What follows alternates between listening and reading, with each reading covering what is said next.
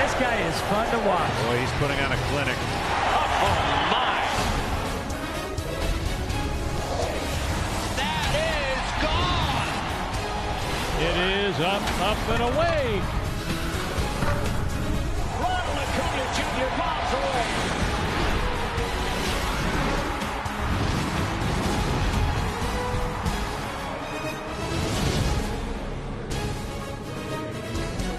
Downtown Houston, Minute Maid Park, the home of the Astros, but for this most unusual 2020 postseason, a part of the so-called Texas bubble, a neutral site for the Marlins and the Braves, one of which will advance with a chance to move on and play for a National League pennant. Welcome to the Doosan NLDS telecast on MLB Network, presented by Geico. This afternoon, Minute Maid Park in Houston for Game 2 between the Miami Marlins and the Atlanta Braves. Game 1 got off to a high-flying start yesterday afternoon. There were fireworks as a part of the Braves' 9-5 win. Ronald Acuna Jr. homered on the second pitch in the bottom of the first inning, becoming the youngest player to hit a leadoff homer in postseason history. But the fireworks weren't done there. Next time he stepped up to the plate, something that's happened often when the Braves have played the Marlins. Acuna hit by a pitch, order was quickly restored, and there were no further incidents. But it's something that's stuck in the feathers of Ronald Acuna Jr., expressing his feelings via Twitter. They have to hit me because they don't get me out. Factually correct. With that, we welcome you inside the broadcast booth with Jim Cott, Buck Showalter, Matt Vasgersian in for a fun one here in Game 2. But, Buck, I have to get your thoughts about what happened yesterday regarding Acuna. From a manager's perspective, how did you assess all that? You know, Matt, guys who aren't good hitters don't get hit by pitches very often. He's a good hitter, and he showed you if you stay out over the plate, he's going to hit it in the upper deck and right center field. So now what are you going to do? I got it. It hurts. You're not happy. It's a lot of fastball that stays on your body a long time. But they're going to pitch him again in there. If you stay out over the plate, he's going to kill you. They're not trying to hit him, but they do go in there with the idea, I'm going in there, and if it hits you in the process, hang with them. Let's talk about who will pitch in Game 2 of this series with the Braves up 1-0.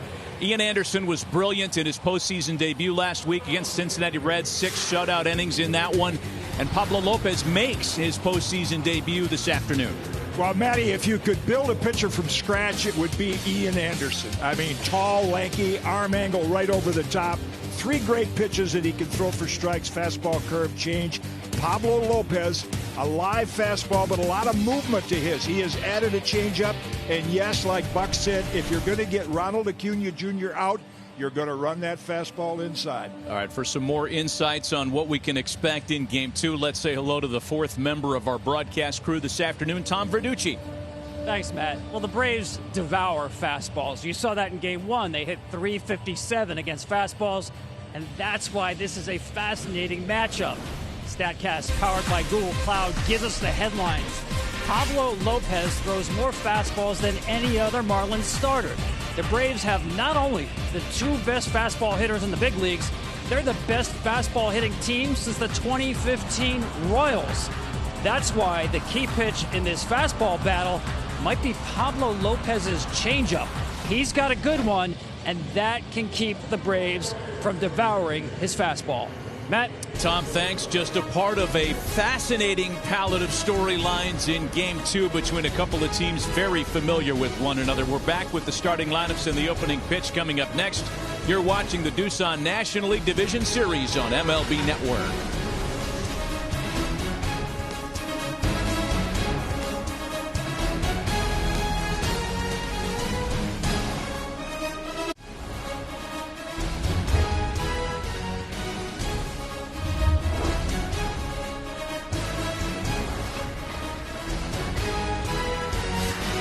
And welcome back to Houston, ready for Game 2 between the Braves and the Marlins. Set for some high-flying theatrics today.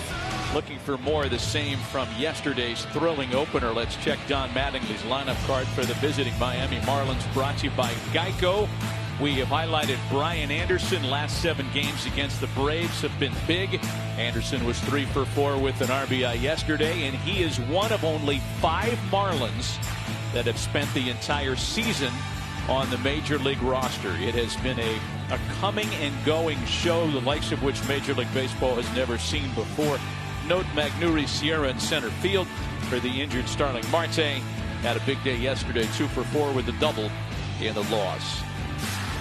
And these Marlins squaring up against the 22-year-old rookie right-hander Ian Anderson, who made only 6 regular season starts after his call-up and has been terrific in his one postseason opportunity. Well, he's doing everything a pitcher could do. First of all, they don't hit extra base hits off him. He gets left-hand hitters out. He has 3 quality pitches.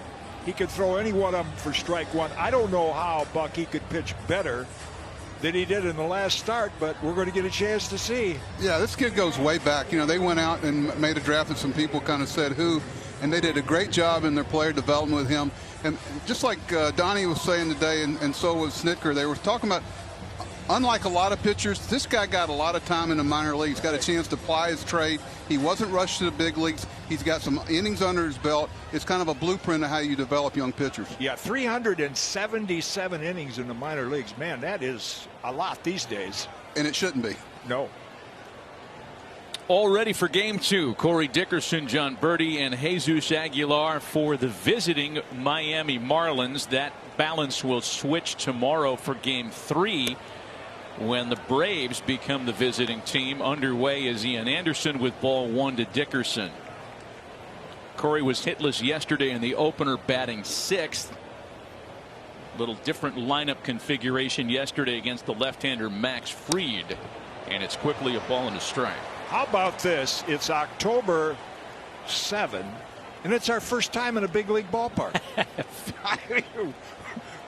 Well, muscle memory's kicked in, right? Yeah. It is nice to be in the ballpark in a season that's been defined by calling games from studio locations.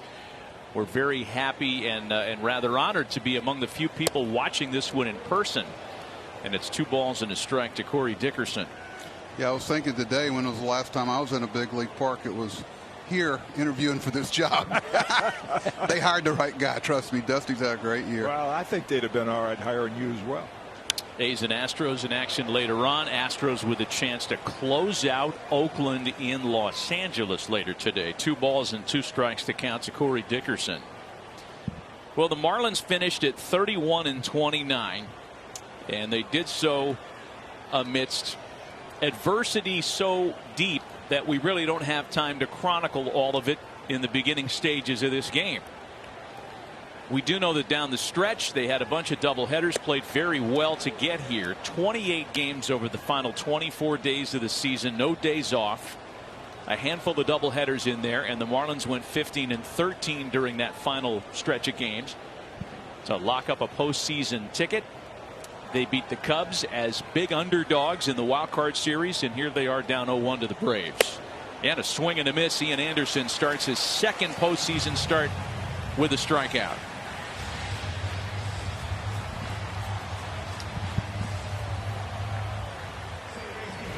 Well, that's the advantage of having a high-octane fastball, because you'll say, well, how could a hitter swing at that? But you know, when you're hitting and that pitch is up in your eyes, it looks awfully good. And that extra little ride to it got Dickerson to chase it. Yeah, I think that's what people miss. You can't take until you hit. You got to hit until you take. And the no button, don't swing, just didn't work there. Right. 1 gone for the second baseman John Birdie, who led off yesterday and had a 1-for-5 opener, 2 for 10 so far in postseason play. You know, not that Atlanta doesn't have them, but what jumps out at me about the Marlins is how many baseball players they have. Exactly. You know, John's one right here. This guy's a baseball player, and you know what I'm talking about, Jim, when I describe somebody that way. I think I saw him play in Australia 7 years ago. He was playing the Australian Winter League. It wasn't beneath him. No. You surround yourself with enough guys like this, you can have some fun. There's a real mentality that really fits what the Marlins are doing. Ball and 2 strikes from Anderson, pitching with 1 gone to start the ball game. And he rings up Birdie's strikeouts in the first 2 at-bats for Anderson today.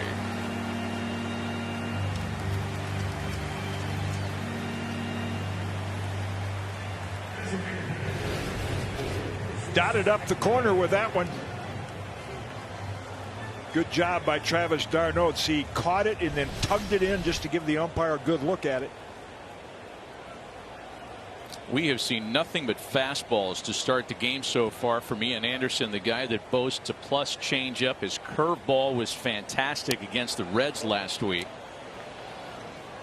You know, Matty, Curt Schilling used to talk about how long can I pitch without using anything but my fastball. You know, you're saving your bullets, and he'd like to see how long he could pitch without having to throw anything but fastballs before the offense showed him that he needed to do something else. Yeah, last start against Cincinnati was unusual because he actually threw a lot of first pitch curveballs. Of course, they had a fastball home run hitting team, which they couldn't hit his stuff.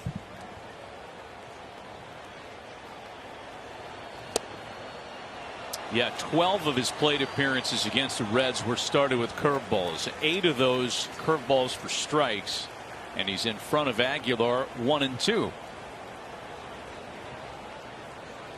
d'Arnaud wants it on the corner.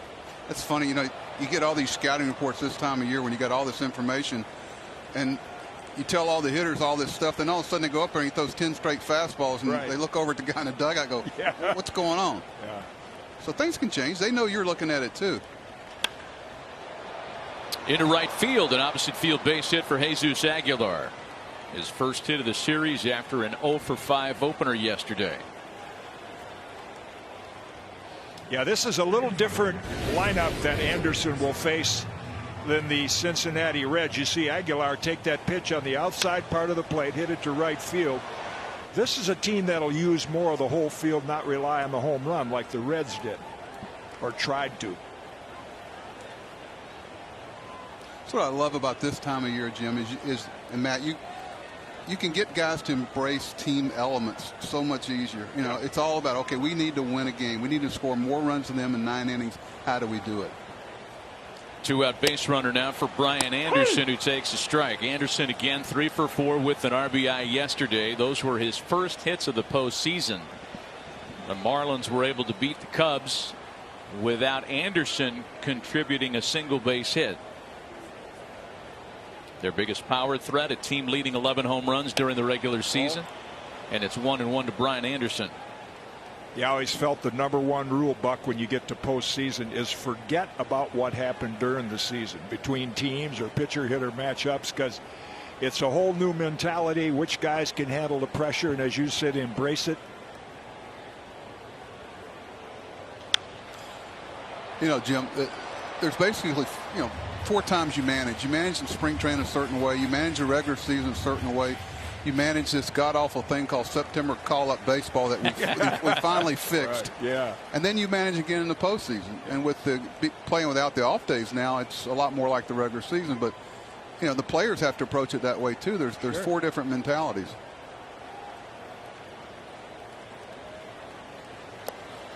Yeah, it's a great point, because in this case they have 5 games to win, not 162, as this year, of course, was 60. Yeah, we're missing 102 games somewhere. Yeah. But it sure beats the alternative. Right. Maybe they'll add some of them next year. Yeah, maybe we'll play 200 next year. I don't think so. 2 balls and 2 strikes to count to Anderson. A changeup that misses inside, but it's fouled away, and it's still 2 balls and 2 strikes. Well, if there's one guy that's been clutch, and of course Buck knows this, it's a game of firsts. First out, first run, first strike, and Marlins have the guy at the plate right now that's probably their best run producer, best clutch hitter. I think he kind of epitomizes the type of players that they've gone after, too. He's turned into a really good player. The Marlins really have not hit much in their admittedly short sample size of 3 postseason games, and Don Mattingly is painfully aware of that. They've hit only .218 and slugged only .386 in their 3 postseason games. But the important note is that they won 2 of them to take care of the Cubs in timely manner. We talk all the time about winning the first inning. This is going to be his 22nd pitch here. Yeah. They may not score, but right now they're ahead in this inning. All 3. And a full count now. And most people, you're trying to expose that underbelly of the non-closer, non-setup reliever, but with Atlanta it's a little different. The guy they bring in the 5th or 6th inning is pretty good, Jimmy. But what Buck is saying is Anderson normally goes 5 or 6 innings, and with an inning like this, the Marlins are probably going to force Brian Snitker to take him out a little earlier than he'd like. See what he comes with for Anderson on a full count. And he loses him on ball 4.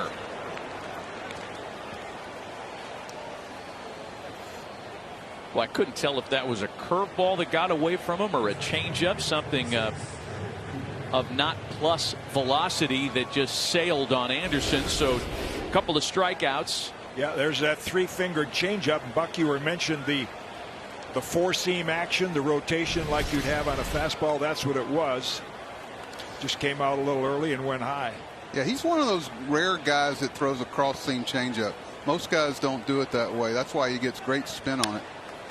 First pitch to Garrett Cooper is sent out to right field, and the opposite field line drive gets him out of any further difficulty. Couple of strikeouts, 2 left stranded. Underway in Houston with the Marlins scoreless and the Braves coming to bat.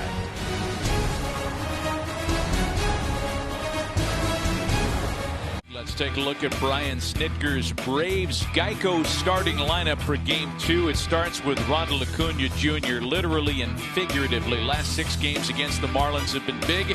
In part explains why he's been hit by a pitch 5 times in 2.5 years against Miami. No other team has hit him more than twice.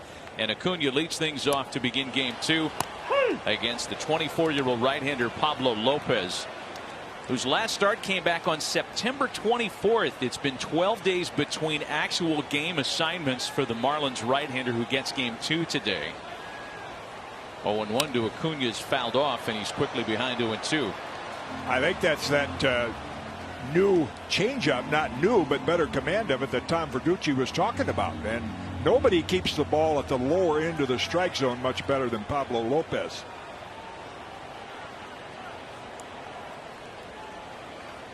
0-2 to Ronald Acuna, and Lopez makes quick work of him on the changeup. 1 gone. Might be, hey, I know they're going to pitch me hard in. Oh, we are. Here's 3 changeups. See you later.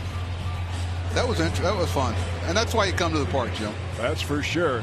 Not what happened yesterday. What happened today. That's his first career postseason start. That's what he has done during the season. This guy's really, by Marlins standards, a seasoned veteran, and he's built like a tight end. 6'4", 2 1/4. His idol is Felix Hernandez, fellow Venezuelan, and that changeup reminded me of another Venezuelan, Johan Santana. You saw plenty of his, didn't you? Oh, too much. 1 gone for Freddie Freeman, who was hitless yesterday. Freddie just 2 for 10 so far in the postseason, but one of the hits was a big one. Came in the bottom of the 13th inning to beat the Reds in Game 1 of the wild card series. One of the front runners, if not the front runner, for National League MVP honors this year. And it's a ball and a strike to Freeman. They talk about position players and what have you. You're going to make your next step as an organization when you start figuring out the pitching part of it. And that's what the Marlins have done. You can put the position players together. But once you start developing your own pitchers as Florida Marlin Club, Miami Marlin Club, you got a chance. You got a chance. And that's what's happening here. Freeman on a couple of sharp hops for Cooper. To Lopez covering for out number 2. I want to ask you guys, Jim, your take on this, and Buck, you as well, on the splits for Pablo Lopez, because they were dramatically different between home and road. Here we are technically in a neutral site, but it has to feel like a road game for both. So is there any meat on the bone for any of the numbers that you see here? I've never been able to figure that out. Pitchers feel different every 4 or 5 days. Who are you pitching against at home and on the road? So there's a lot of variables there that I don't think you can put a definitive answer on it. I agree, Jim. I think especially this year, you're going to make a lot of mistakes this year evaluating players on a 60-game season, positively and negatively, so you got to be careful. It's like that guy that was first in baseball in framing pitches, and next year he's 29th. Well, geez, I wonder why. Yeah. Might have something to do with the pitchers that are throwing. Right. It's a good fastball swung on and missed by Marcell Ozuna, one of the best fastball hitters in the land, as Tom Verducci documented when we went on the air. Ozuna, as per usual, wearing out the pull side this year. The National League's home run and RBI leader during the regular season.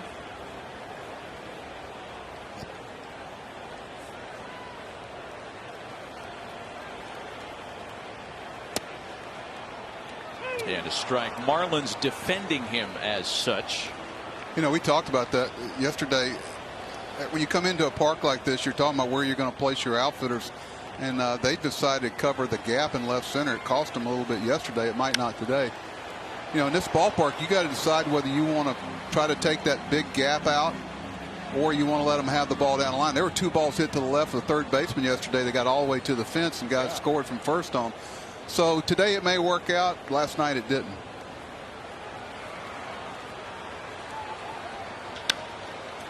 On the ground for Anderson. Double clutches a couple times, still with plenty of time to get Ozuna, and a neat, tidy 1-2-3 start to the afternoon for Pablo Lopez.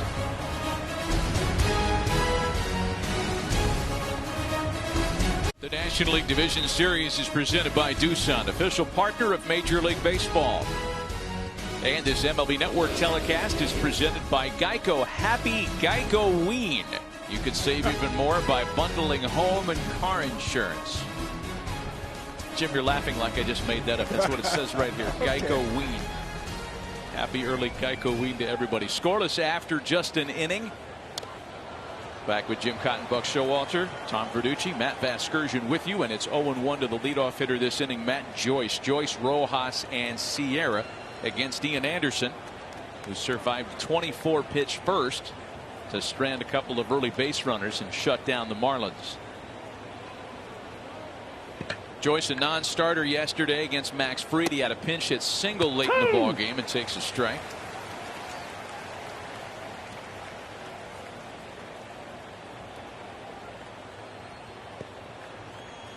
Just 6 regular season starts before making that first postseason assignment Thursday.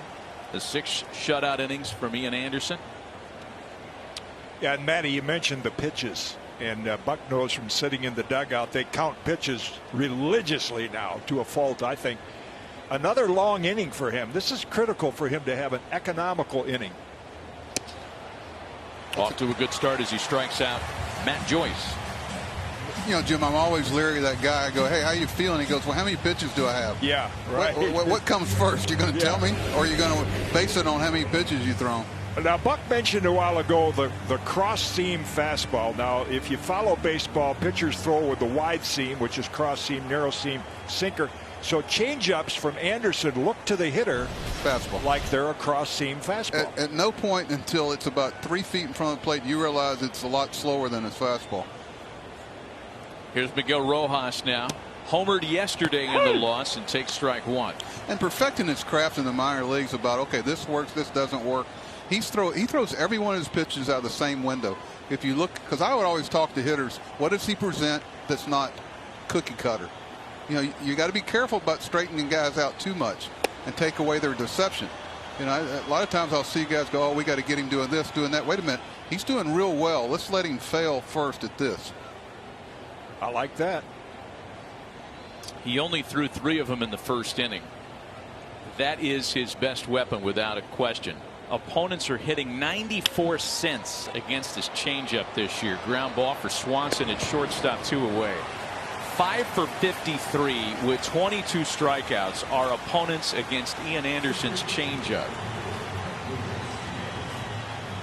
A reminder, download the new Rally app presented by BetMGM, where you can make live predictions on every at-bat in today's game for a chance to win up to $2,000. Go to MLB.com/rally to play along with today's Marlins Braves game at home. That's betting? It's the Rally app. You know, Jim, I used to come out of the office late at Yankee Stadium, and some guy would jump out of the parking lot and start peppering me about pitchers that are pitching and this and that, whatever. I never could figure out what it was about until finally he was betting on the games, and he was going through me on their health. Magneuris Sierra takes a strike, and it's a ball and a strike to Sierra. Playing center field in place of Starling Marte, who is not on this postseason roster. Sierra had a couple of hits and a double yesterday, plus speed, and where there was some speculation as to who would play center field in the absence of Marte. A lot of people locally thought that maybe John Birdie would go out there. And Don Mattingly told us before the game today that he wanted a true outfielder, given the unusual dimensions specifically here in Houston.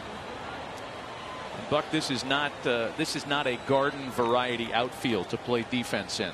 No, they helped it. I think taking out the center field hill they had out there, it made it a little more conventional. You know, ball's out of play, but they. It's tough for a visiting club to come in here and know some of the caroms and some other things. You just try to defend the balls that you should be able to defend. Atlanta's a very good defensive club. You can't. One thing you find out in the big leagues, bad defense will show up and it'll bite you. And a wave and a miss by Sierra. 4 early strikeouts for the rookie right-hander. A couple of scoreless innings have started the afternoon. We go to the bottom of the second. No score in Houston. You're watching the Doosan NLDS telecast on MLB Network, presented by Geico. Welcome back to the Doosan NLDS telecast on MLB Network, presented by Geico. With 25-year big league vet Jim Cott, 3-time manager of the year Buck Showalter, and Tom Verducci, Matt Vasgersian, a scoreless tie early on in Game 2. As Travis d'Arnaud, Ozzie Albies, and Dansby Swanson dig in against Pablo Lopez. Curveball starts. d'Arnaud with a ball. Travis d'Arnaud coming off a big opener yesterday. Just the 3rd catcher in Major League history to reach base 5 times in a postseason game and hit a homer. 1-1. Well, Pablo Lopez has obviously read about what Tom Verducci's been pointing out. The Braves are great fastball hitters. So far, he's thrown pitches from 77 to 95. 2 balls and a strike to d'Arnaud. Lopez made 3 regular season starts against Atlanta this year. 2 good ones and 1 real clunker. The clunker was on September 9th. An inning and 2/3, allowed 7 runs. That was the game that Atlanta beat the Marlins 29-9. A final score resembling more of a Falcons-Dolphins game than anything you see in our sport.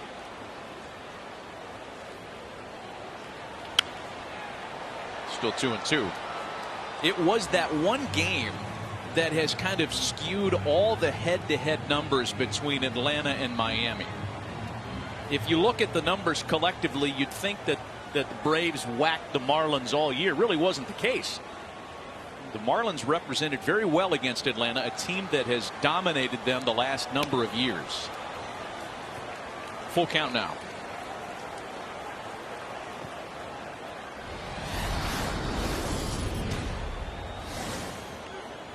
You take 2 starts out of Pablo Lopez's line.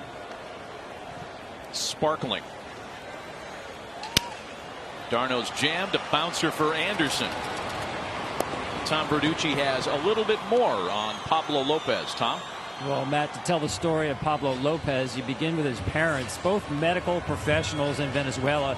His mom was a clinical pathologist who passed away when he was just 11.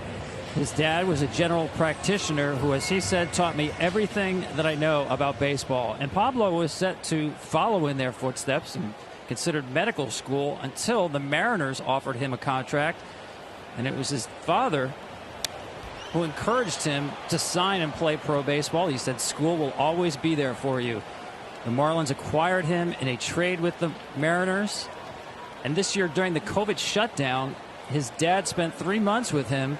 And they actually played catch 2 or 3 times a week to keep his arm loose. Unfortunately, 2 weeks before opening day, his father, Danny, passed away suddenly. And Pablo said between his father's death and then the COVID shutdown, when, like the rest of the Marlins, Pablo was quarantined in a hotel room for a week, it really weighed on him. But he came back in his first regular season start through 5 shutout innings. And now here he is, at the age of 24, making his first postseason start.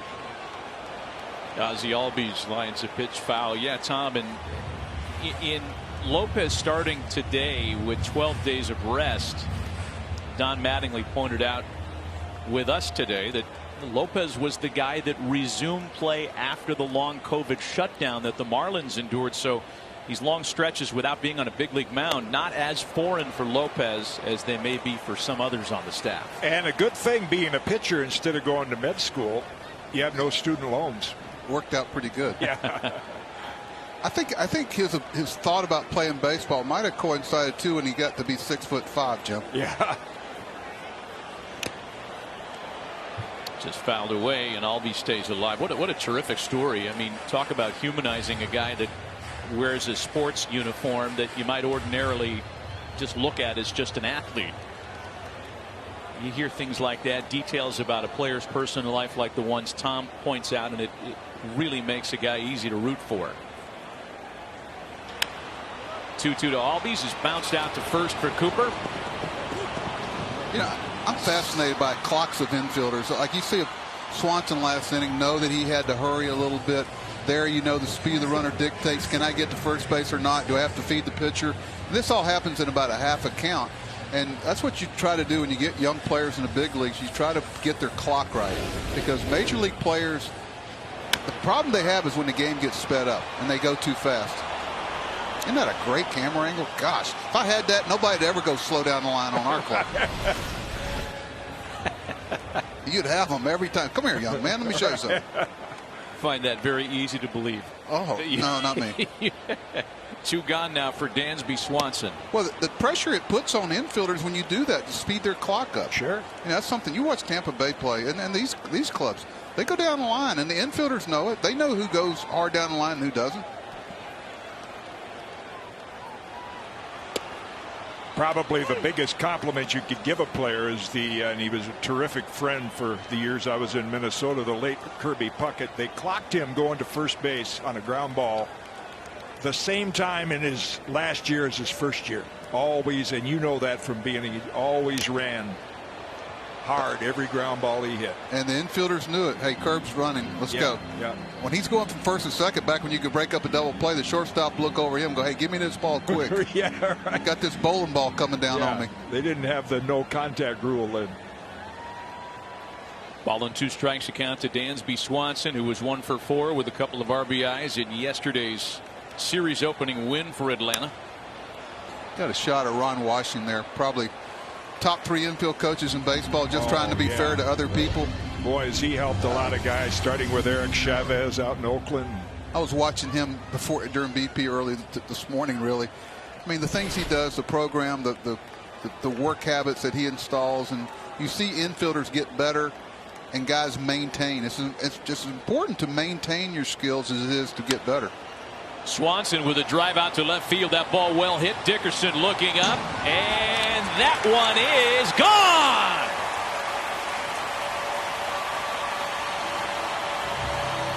Second of this postseason for Dansby Swanson.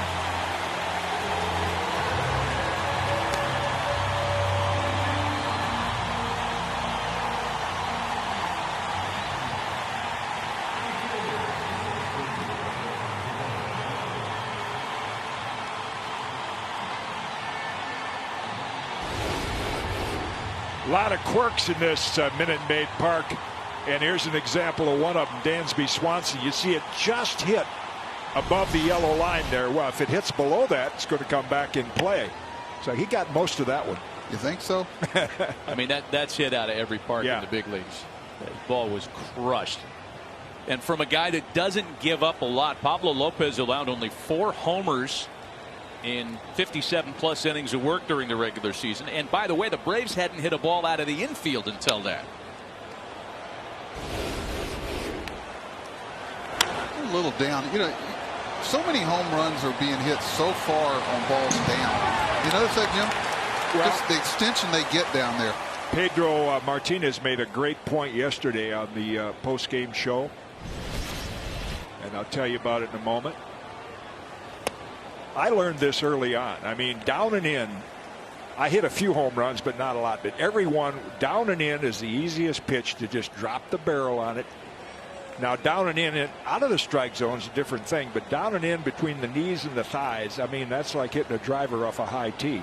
Well, it used to be that was what left-handed hitters were known for, but not right-handed hitters. But now, the thing that's jumped out at me is how many right-handed hitters have become down hitters. And I think that's because the emphasis now on launch angle and lift and launch. Adam Duvall is certainly one of those. 2 balls and 2 strikes to the Atlanta left fielder. homered in the wild card series, his only hit of the postseason so far. I love how they changed the terminology and the phrasing of things that years ago were just the same thing as they're talking about now. There's more in common. You know, you were talking about one today. What was it? Well, there's tunneling. Yeah, and you called it. Well, just you want the ball come out of the same arm slot. Yeah, or the same window. Yeah. There was another one, you know, the contact to damage ratio. I used to listen to guys hit. Hey, who's that guy hitting over on field 4? He sounds real hitterish. Yeah. Oh, that's Manny Machado. Oh, yeah. Okay. I bet he can hit a little bit. Full count, 3 balls and 2 strikes to Adam Duvall. The ball makes a different sound. You know, you listen to the ball come off Swanson's bat. When you hear that sound, that clean click, you know a guy's got a chance to hit for some power in the big leagues. We got a little confusion with the count as home plate umpire Dan Bellino informs both dugouts. It's 3 balls and 2 strikes. 2-out homer by Dansby Swanson breaking open the scoreboard this afternoon. Payoff pitch home to Duvall. Did he check it? Yes, he did. That's ball 4 to Adam, but he's still standing in the batter's box. Maybe we were wrong on the count. Maybe that was 2-2. And apparently that's the case because Duvall's still in there. Matt, they didn't tell you that's another thing they changed with the rules this year. Duvall sends a ball out to right field. That one's got a chance. Joyce back at the wall, and he makes the catch just in front of the fence. Fly ball revolution. It's a real thing. Better than Dance Dance Revolution.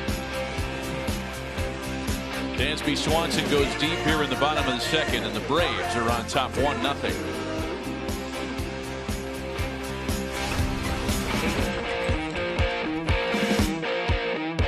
Authentic caps, tees, jerseys, hoodies, and more. Get all your postseason gear and cheer on your team from home with the official source, MLBshop.com. Chad Wallach leads things off in the Marlins half of the third. 1-0 Atlanta. The Dansby Swanson homer last half inning starting the scoring today.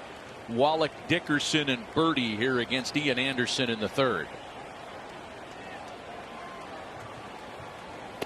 Chad has done the majority of the postseason catching for Don Mattingly this fall. The other catcher on the roster, Jorge Alfaro, the bigger offensive option. But the numbers staff wide seem to be a lot better with Wallach handling pitches, and in a kind of defense first postseason, Wallach has got most of the opportunity. Another big league player with good genes, his dad Tim. Outstanding. One of my toughest outs. Talk about a right hand low ball hitter. Yeah, that was Tim Wallach. Don't feel by yourself. A lot of people had trouble getting him out. And a swing and a miss. That's 5. First time through the order for Ian Anderson.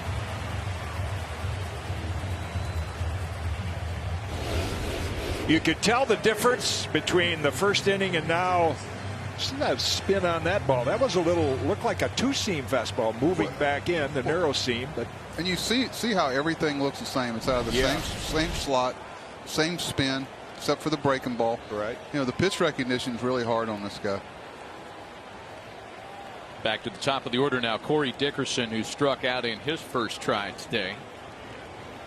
So you can see the draft status right play out before your very eyes. Anderson was taken 3rd overall in 2016, and by the way, it was a notable choice because his selection made him the highest drafted right-handed pitcher in Braves franchise history.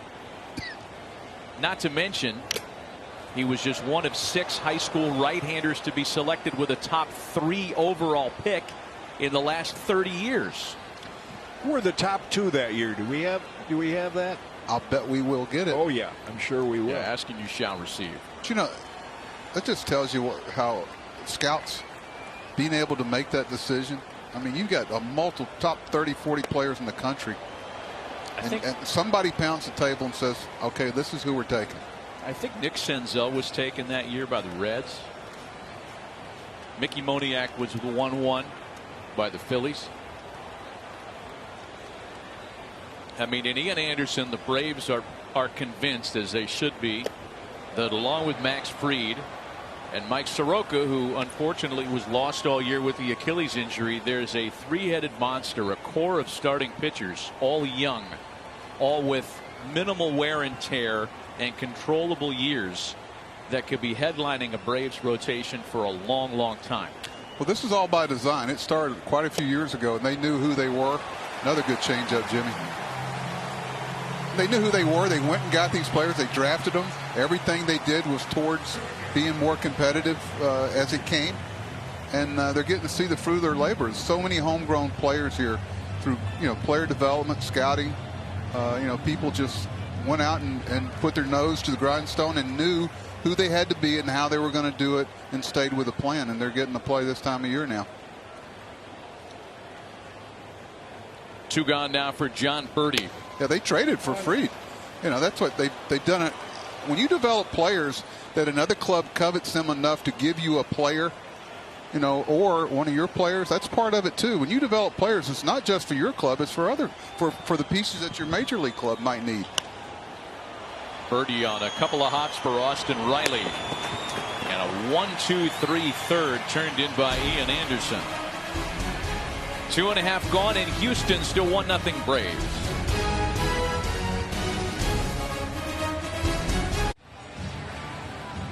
Next season, 1 in 5 kids in the U.S. may not be able to afford to play Little League. Text Little League to 313131, and T-Mobile will donate $1 to their Little League call-up grant program so our kids can keep playing ball. 1-0 Atlanta. Bottom half of inning number 3 for Nick Markakis, Austin Riley, and Ronald Acuna. You got a little something on Nick Markakis, don't you, Buck? You kind of know him rather well. When they were trying to start putting together certain type of players they wanted to be about, signing Nick Markakis really helped them do that. And Nick's not a guy that's going to show you how verbal he is every day, but his actions back it up. One of my favorite players I ever had.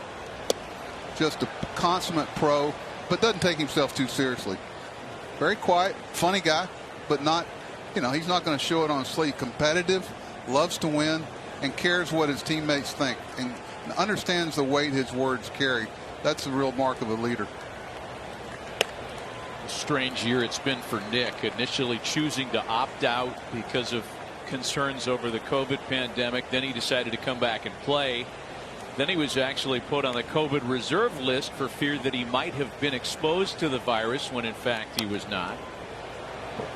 Strange year for him, kind of uneven in terms of playing time, and it's led to just a .254 batting average for a guy that has a lifetime mark much higher than that.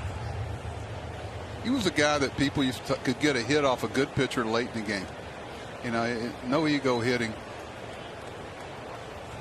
That's a great stat that I don't know if they can keep with that. I mean, I played with great hitters like Tony Oliva, still the only one to win a batting title his first 2 years. But you had those guys that you knew.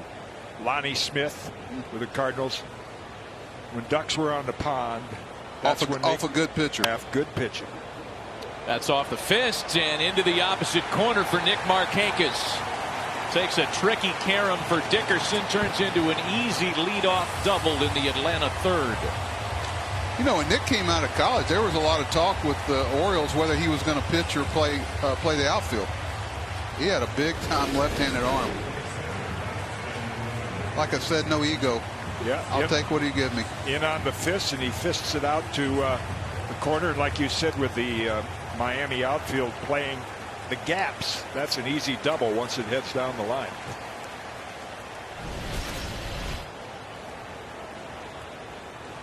So now Austin Riley with the chance to drive in a run.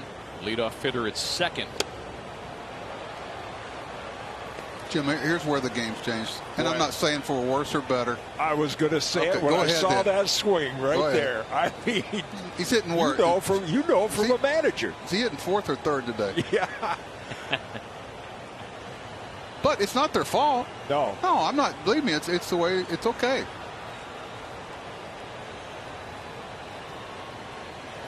Just to explain what Buck is saying, when you look at those two swings, the natural thing when a man's on second with no outs is productive out. Particularly with that infield shift, all you want to do is dribble one to the right side and get Markakis to third with one out, but instead 2 big swings, and now the count's 0-2. Pretty good hitter on deck, Jim. Yeah. Acuna waits next. Here's the 0-2 to Riley. And Lopez strikes him out on 3 pitches. That's what you call a bad at bat. Time for the NTT flashback. Ronald Acuna Jr. has quite the history against the Marlins, as we know. Since his debut in 2018, no team has plunked him more often than the Marlins staff, 5 times, including yesterday. And 1 time, of course, against Jose Urena, leading to a very serious injury. Urena has usually been at the heart of this. That was not the case yesterday. And I will say this, as bad as it looked yesterday, with the catcher setting up behind Acuna, both sides did a great job, whether they believe it or not, of trying to stem the rhetoric and tone it down. Don Mattingly, Brian Snitker, everybody agreeing publicly, at least, that there was no intent there. They're just trying to pitch him in, and it got away. Well, they've had some practice addressing it. Okay, you know, it's happened quite often, but it's going to happen. His first move is into the plate. Yeah. And it's just, what are you going to do? Just stay out over plate and let him pound you? I mean, you put yourself in the pitcher and the pitching coach and the scouts that are talking about how to pitch him. This is what they're telling him. Now, Lopez has not thrown a pitch in the 90s to Acuna yet. Change up, little 2-seam fastball down. Yeah, struck him out on a changeup to begin the bottom half of the first. Markakis doubled to open the inning. Riley struck out on 3 pitches. The 0-1 pitch is in for a strike, and it's 0-2 now. Looking for the local and got the express there. Breezed it by at 95.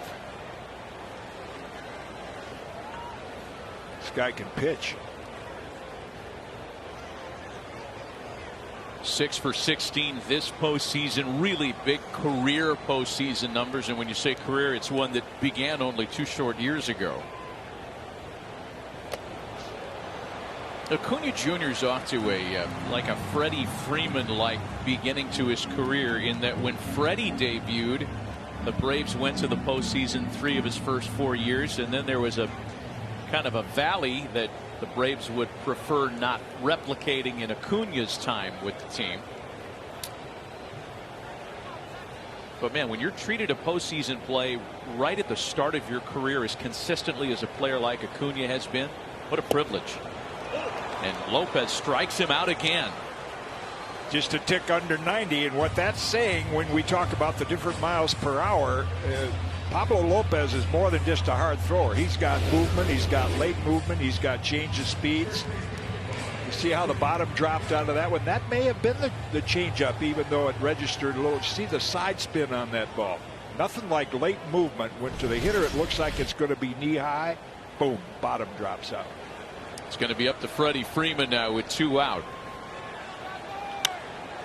You know, that's part of, you know, you look at the CEO of the Marlins, Derek Jeter. When he first came to the big leagues with us, we were in the playoffs for the first time in a long time, and he said later, he says, you know, I thought that's what we were supposed to do every year. It was just a mentality that's what we did in October. And I think, you know, it bodes well for Acuna that okay, I'm up here in the big leagues. This is what the Braves are supposed to do. You'd love to expose that to them early. Of course, in Derek's case, that's what they did. He had a little something to do with it too. Huh? He sure did. I'll tell you, the 98 Yankees team might be the best all-around team I've seen in the last 25, 30 years. You know, we kept him with the club in 95 just to travel with us in the playoffs. And he told me later, I said, you know, if I catch you guys out Posada running around, running the streets in New York, you're going to be back in the Instructional League so fast to make your head swim. He said they didn't go out of the hotel for the whole time up there. They were scared to death. I felt bad. Not really. Ball and a strike. The count's Freddie Freeman. You know, the Braves during the regular season led all of baseball with 68 hits with 2 out, runners in scoring position, and Freeman was a big part of that success. Leadoff double, strikeout, strikeout.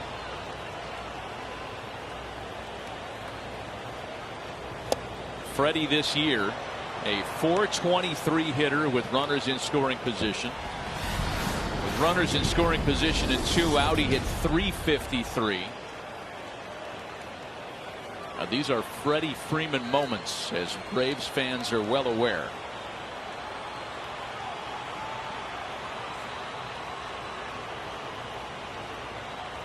trying not to strand a leadoff double to 1-2. And Freeman hits it on the ground. It's smothered by Birdie to his feet to first to save a run. A fantastic play by the veteran John Birdie.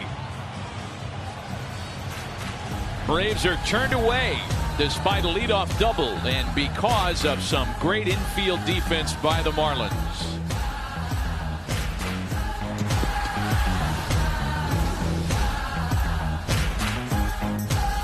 Welcome back to the Doosan NLDS telecast on MLB Network, presented by Geico, with 25-year big league vet Jim Cotton, three-time manager of the year Buck Showalter, Tom Verducci with us as well. Matt Vasgersian from Houston, neutral site in the so-called Texas bubble.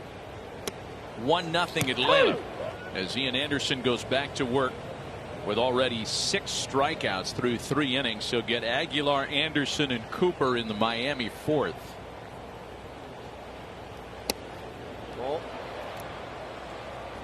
Anderson shaping up like a lot of great pitchers have been. The old expression, Buck, get him early or you don't get him. He's cut his pitch count almost in half since the first inning, and his percentage of strikes are up to like 70%. So that seems to be so true. And I understand that starting pitcher, you get the feel of the mound. It's a mound he hasn't pitched on before. Sometimes it takes you a little while to find your control. I tell you what, with young pitchers, they give hitters too much credit sometimes, and you'd like to invent something that says, I want you to go stand in the box and hit off yourself. Yeah. And realize how hard this is. Yeah. And I want you to look at what your changeup looks like and your curveball looks like and why it needs to come out of this window as opposed to that window. Let's invent that, Jim. Yeah, I could as a retire. matter of fact, I think that's been a truism in baseball for years, is pitchers give hitters too much credit and hitters give pitchers too much credit. They think. I used to tell them, they ain't that smart, pal. Right. They're not as smart as you. You're out thinking them. See it and hit it. Find the catcher's target and try to hit it with a good pitch. Well, the best pitch for Ian Anderson, as advertised when he arrived, was the changeup, and that's been the case today for sure. First 3 innings, he threw 12 of them, 8 for strikes, 5 whiffs as Aguilar pops in the infield. Freeman on the mound, 1 gone. Here's a look at those strikeouts, Matt, from Ian Anderson. High fastball that Dickerson chased to start the game, and then something low around the knees. Good changeup there in a perfect spot, low and outside. You can see a combination of the high heat and then the pitches under 90 miles an hour with a little movement to them. Boy, I'd like to have a changeup at 88. It hit me, Jim. If you really got one day to find out who your leader is in the infield, take a machine and pop the ball up and have it land on the rubber and have all 4 guys see who calls it. Right. See who doesn't. You see Freeman come in and take control of that. And that's an extra base hit into the corner off the bat of Brian Anderson as he waited out a breaking ball, and the Marlins have a 1-out base runner in scoring position in the top of the 4th.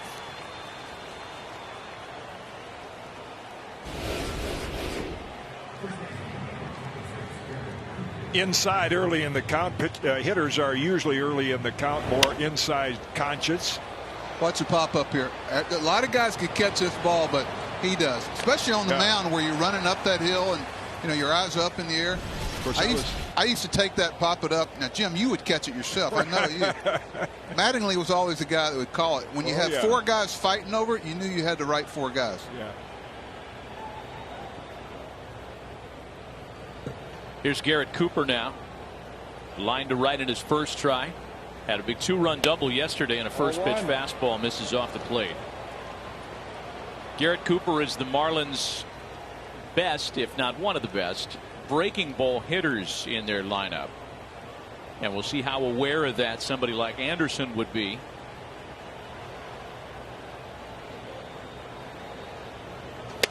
Yeah, and I think to that point, he hit the ball very sharply to right field the first time up, and you see the Braves outfield. They got Markakis playing him almost like a left-hand hitter, so they're conscious of him maybe waiting on that breaking ball, taking it the other way.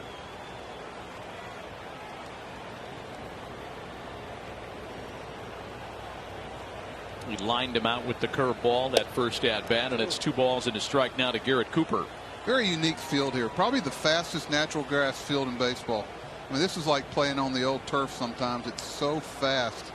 You know, playing inside, maybe it's kind of tough to get it real thick. But with that club Houston has, the ball gets to outfielders very quickly and infielders. And one of the things with the new parks finally manicured that we pitchers don't like is that it's very firm in front of home plate. I always like to have that watered down muddy, so when the ball hits there, it just to the shortstop. Now it bounces into the outfield. Did you just give up a trade secret to your 16 gold gloves? One of the biggest things Jim had got going for him was his position he was in when he threw the ball. I mean, he became an infielder. Nowadays, you may see 12 pitchers, maybe one of them's in a good fielding position. And it's not their fault. They're chasing this velocity, and it's hard to get in good position. Right. I didn't have that velocity. You had enough, Jim, okay? 3 balls and a strike to count to Garrett Cooper. Anderson aboard with 1 gone. Just a second runner in scoring position in this game against Anderson, and it's now full count. You know, we had a couple plays last night. You very seldom ever see a ball go to the left of the third baseman and get all the way to the fence. This scored a run from first base, mostly because the Marlins are playing their left fielder over in the gap. See where he is? This is a ball, you never see this ball go through the 5-6 hole and go all the way to the fence. Actually cost them a couple of runs yesterday, but today they might get a couple outs there. That's part of the chance you take when people tell you how to defend this ballpark. 3-2 pitch is hit in the air out to shallow center field, and medium center is where Acuna makes the catch, and Anderson's got a hold at second. That's different. When Matty said he's got a hold at second, usually with 1 out, you go halfway, don't you?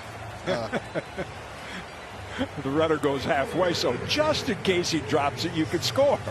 That's why they call them jicks. The guys that come over from the other complex to play in the game, they call them jicks just in case. That fits a lot of different things. Right. Brian Snitker had a great description of them today. What do you call them? Fence jumpers. The guys that jump over the fence and come play in your game. Right. I'll tell you what, you can find some really good players with those fence jumpers. Jumping from the minor league complex to the major league complex. What a story he is, Brian Snitker, and I know you appreciate. Great path. Yeah. I love the path. People ask me about Brian. I go, Brian's got a great path.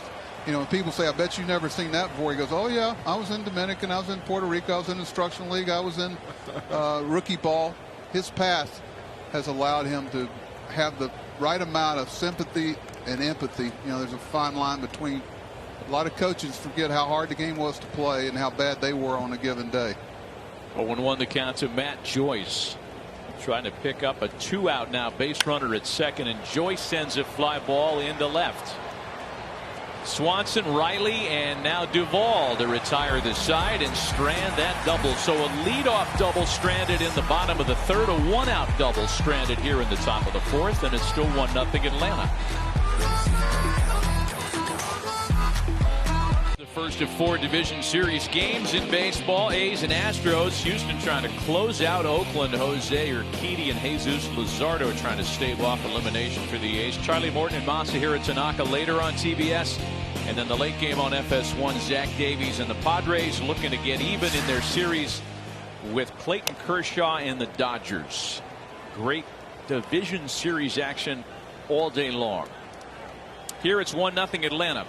Marcell Ozuna, Travis d'Arnaud, and Ozzie Albies. The only run on a Dansby Swanson 2-out solo homer in the last of the second.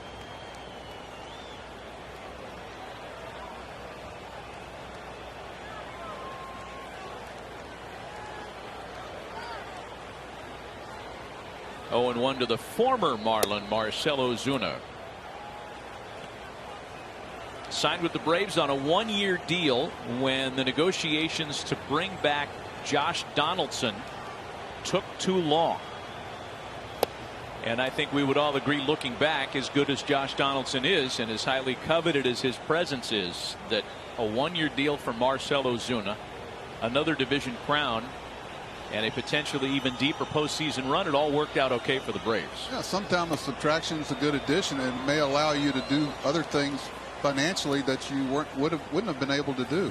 That's no knock on Donaldson. Good player. I'm just saying you're able to now do some things that you may not be able to do. Give somebody an opportunity. Somehow those guys on one-year contracts have a real sense of urgency. Of course, Josh was unable to stay on the field much for Minnesota. That was some sequence there that Lopez put on Ozuna. You know, now you see it, now you don't. Everything just fell down out of the strike zone. 4 strikeouts for Lopez, and now it's Travis d'Arnaud. d'Arnaud hit .321 during the regular season to lead all major league catchers, and is playing in a postseason series for the 7th time in his career. It's a run that included a World Series trip with the 2015 Mets. Jim, we all know how great a changeup is in the big leagues. Do you think it's player development that you should force guys to throw X number of changeups in the minor leagues, or should it be just part of the game? Or that's the quandary that minor league development has. Should we force them to, because it's such a devastating pitch at this level? Well, I would say if I had a pitching prospect that could throw 92, I would say, let me see you pitch in the minor leagues. Let me see you pitch 3 innings at 88, and then see if you could throw a changeup down around 81, you know, or 80. Yeah, I don't know if you'd force him, but oh boy. That ball doesn't have a chance to stick around. Another homer in the series for Travis d'Arnaud.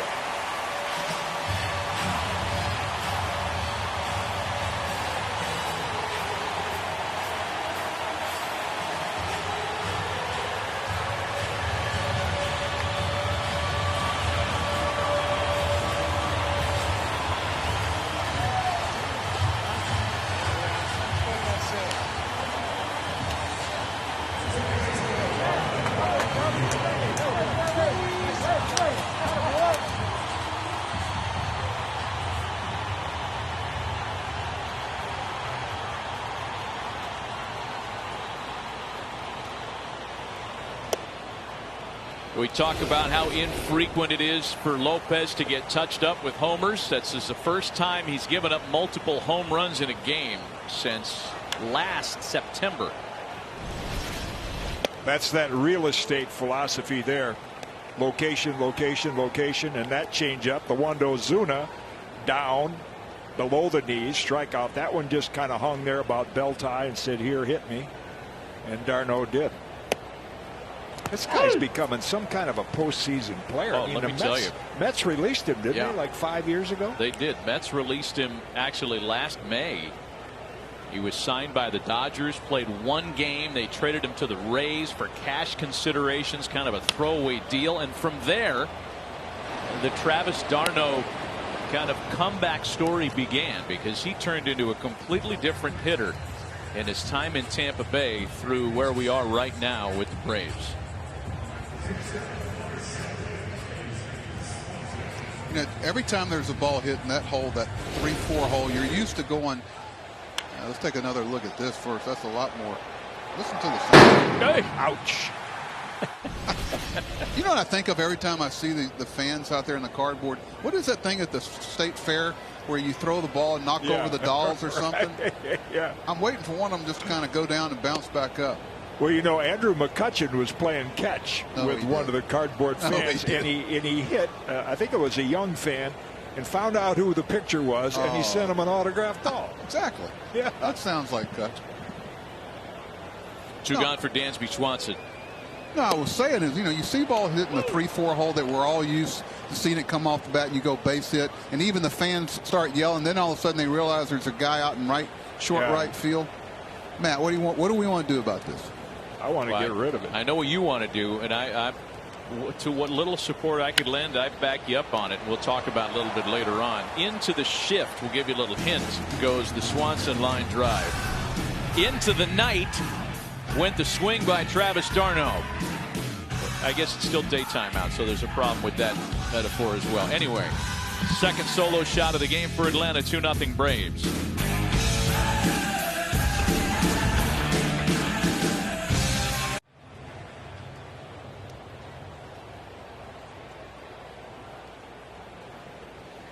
Ian Anderson benefits from another Braves solo homer, now a 2-0 lead that he works with as we start the top half of inning number 5. Bottom third of the Marlins order: Rojas, Sierra, and Wallach for Miami. Miguel Rojas again homered yesterday. Grounded out in his first try today. Quickly became a Don Mattingly favorite. And we're not talking about here in Miami. They go back to the days that Donnie managed in Los Angeles. And Rojas was trying to establish a foothold as a utility player. Donnie telling us before the game they used to call him all glove no bat guy. Well, that no longer applies. He's a complete player. Buck can relate to that with players. I remember even Whitey Herzog managing in the minor leagues telling me that, yeah, they tell me these are my prospects, and then he'd find out really the non-prospects could play better than the prospects. And I guess that's the case for Rojas. I just think that the Marlins have done a great job of assembling baseball players, just guys that get the game within the game. And when your manager says, listen, they've all got you typed as a utility this and whatever, I think you're better than that. You're going to get an opportunity here. Some guys embrace that and run with it, and it really means a lot to them. I think Rojas is a great example of that. Made himself a much better hitter. Chase rate lowered each of the last 3 years, below league average this year. Hey. Come on back. A full count now. He already took off the pad. That's another thing that's changed a little bit, Jim. How close would you have to get the next pitch after that? Yeah, umpires. Oh, yeah, that was a touch low. But yeah, umpires. Of course, we never had to take off the protective gear. Didn't wear it, but yeah, that Anderson got the benefit in the Braves of that call. They're like players, not perfect. Hard job, really hard job. And I think today, with the electric stuff that a lot of these pitchers have, I mean, they got less time and there's more pitches. I mean, we were basic fastball, curve. Now you got fastball, cutter, slider, change, all these different pitches that the umpires have to be aware of. Seventh pitch of the at bat. And Rojas strikes out on it. The National League Division Series is presented by Doosan, official partner of Major League Baseball. And this MLB Network telecast is presented by Geico. Happy Geico-ween. You could save even more by bundling home and car insurance.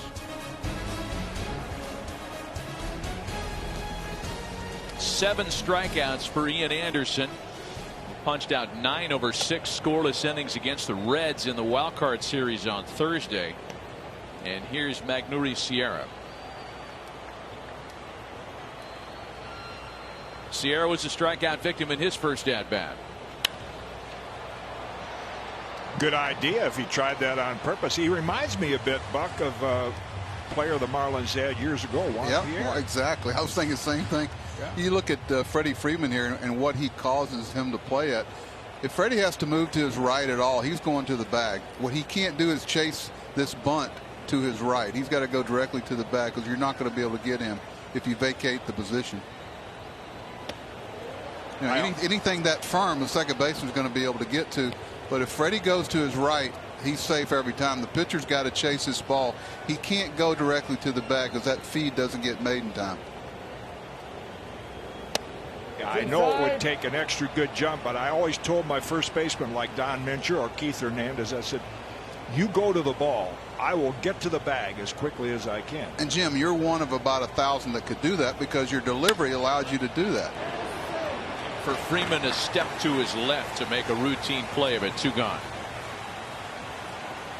Let's check in with Tom Verducci. Well, Matt, watching Ian Anderson throw that 3-2 changeup to Miguel Rojas, hard to believe that's not a pitch he had in high school when the Braves drafted him. What they saw was a fastball curveball pitcher, 90-91, pitching in the Albany area of upstate New York, where, let's face it, those spring baseball seasons hard by the Mohawk River are pretty short. But what they saw was just really good mechanics, competitiveness, a very cool demeanor. They kept comparing him to Mike Mussina. So they used their number 3 pick overall on Ian Anderson at his first year in the minor leagues. They gave him that changeup. It looks like he's had it all along. He's thrown 18 today, 16 for strikes. And Tom, he is picking up right where he left off Thursday in the wild card series. 5 scoreless for Ian Anderson, still 2-0 Atlanta.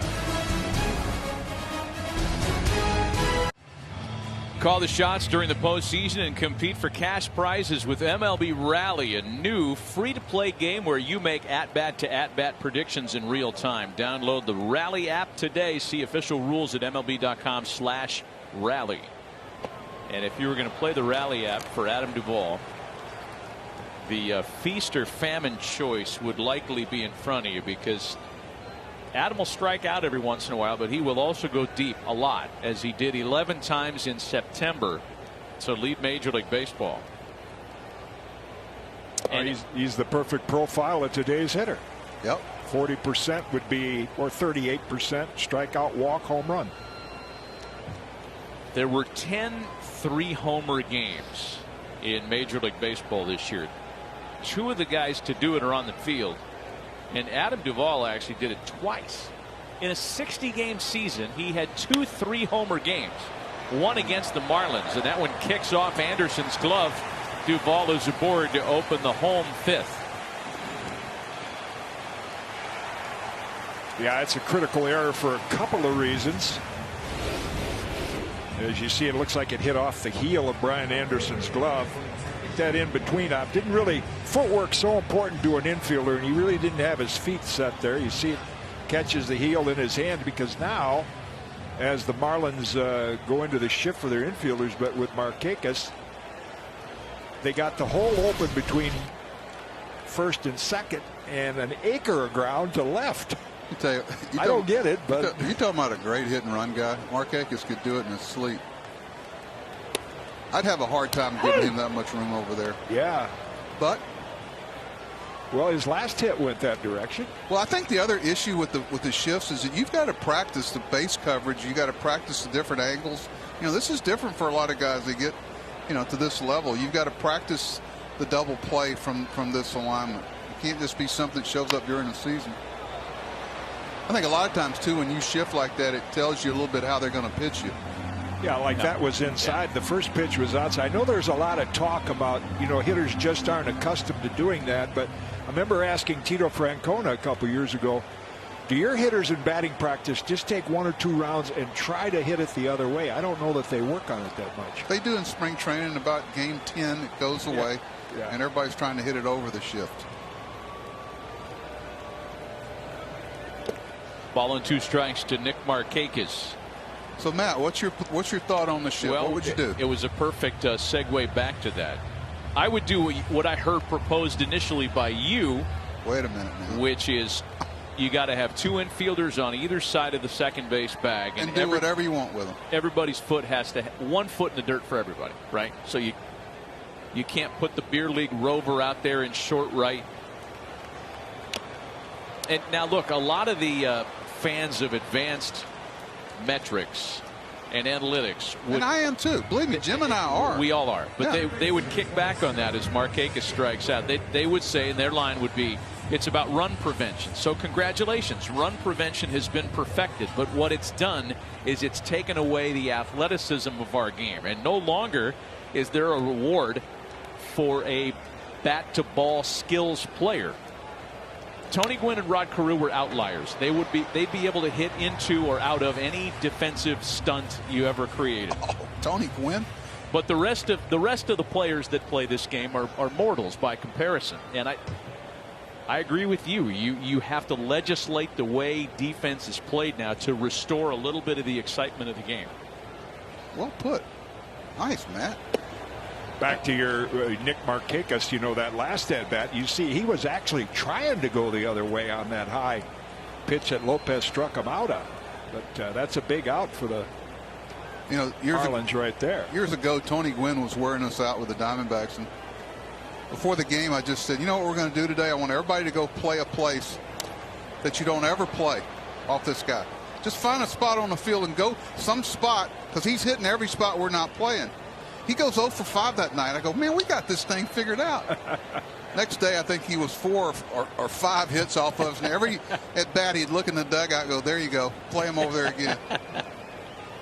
Ball and 2 strikes is the count to Austin Riley, who struck out with a runner at second to start the 3rd. And he strikes out with a runner at first. 2 gone. Well, get that third time through the order, which a lot of starters don't get a chance to do. I think Alcantara got the chance to face Acuna 4 times yesterday, which is really unusual. So this is, you know, when you get toward this part of the ball game, this becomes almost, for my money, like an 8th inning out. Now Acuna's seen everything he has to offer. Yeah. He's seen how he's going to pitch him. This is where baseball gets fascinating for me. Do you have the cat and mouse game to get through him the third time? 0-1 to Ronald Acuna, who has struck out twice.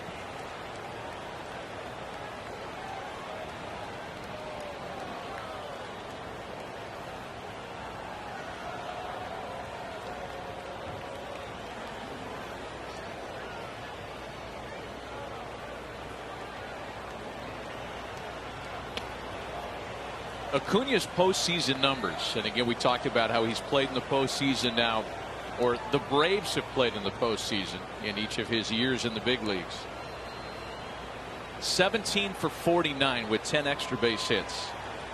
He has set a Braves record for most extra base hits in a player's first 50 playoff at-bats. Previously held by Hall of Famer Chipper Jones and the great Fred McGriff, who had 8. You can see the wheels turning. This is a body language thing you see from the dugout. I keep waiting for that high fastball to come. Maybe Acuna does too, but that's the one plane he hadn't hit yet. 2-out runner at first in a 2-0 Braves lead. That was it. Got it up. Jim, you've done this before, haven't you? He got it up above the belt. Well, for as long as the game's been around, it's high and tight, low and away. Get your breaking pitches over when you're behind in the count. And you can't trick a dummy. Right. Be careful. He's not as smart as you are. Good spot right there. One of the first pitches he's thrown above the belt. 2 balls and 2 strikes to Acuna.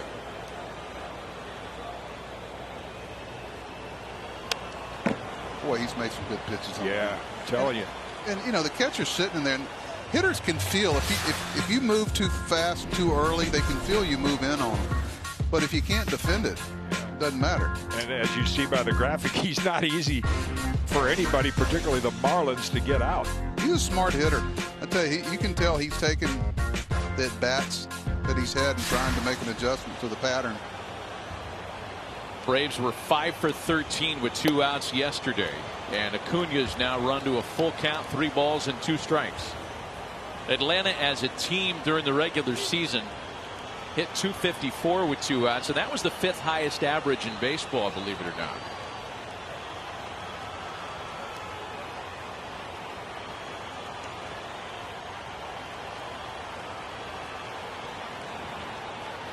Runner goes and Acuna sends it foul.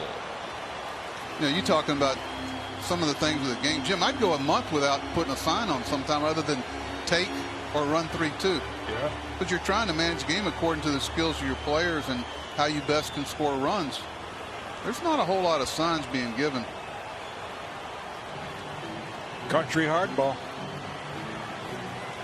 Marlins bullpen is busy with left-hander Richard Blyer, perhaps getting ready if Freddie Freeman hits this inning. That won't be needed. Wow.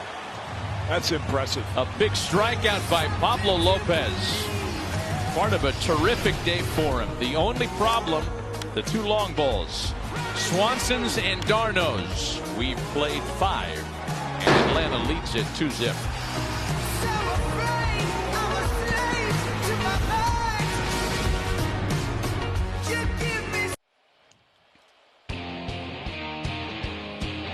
Oakland and Houston just getting underway. The A's lead the Astros 1-0 in the middle of the first. The A's facing elimination. That one's on as we speak later on today on TBS. Tampa Bay and the Yankees. Oh, this is actually Thursday. It's tomorrow.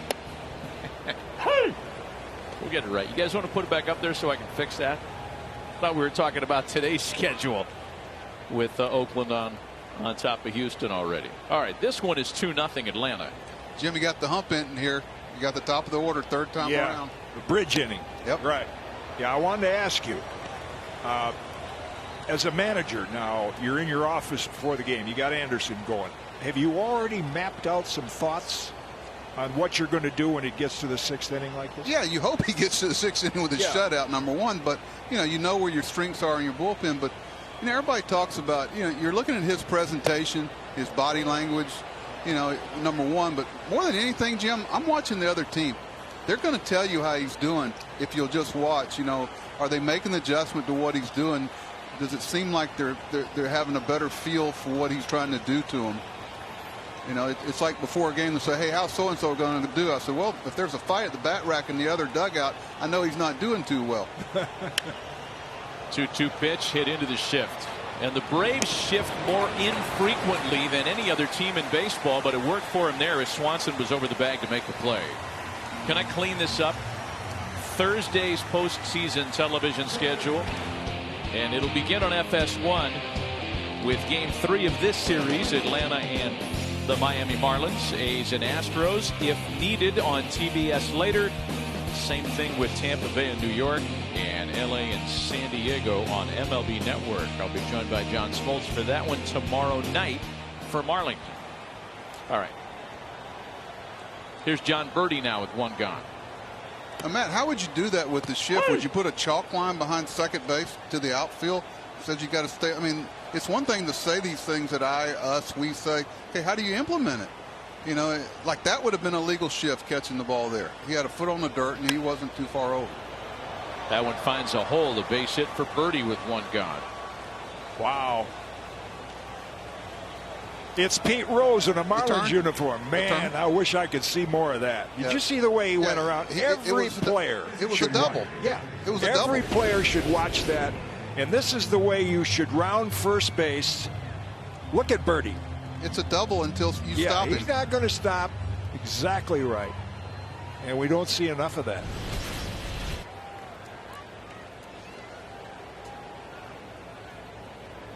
Well, John Birdie is a guy that had to earn it.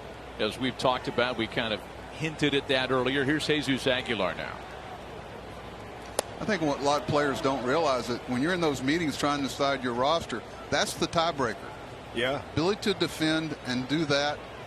You're trying to find a player you can trust and somebody that when the game's on the line, their finger doesn't shake on the trigger, and that type of effort doesn't go into a slump. Ball and no strikes to Aguilar. 1 for 7 in the series so far. Well, John Birdie is 30 years old. As Darno will take a moment to recover there. 18th rounder who spent 8 years in the minors before his first opportunity to play in the big leagues with Toronto in 2018. And I would guess that what's learned in that time, not only the finer points of the game and all the gamesmanship and nuance of baseball that you'd guess, but the ability to appreciate when you finally do get an opportunity, as Birdie certainly has. Matt, we'll see it in a second. Albus is set up here at second base. You think he's thinking he may be running at first base?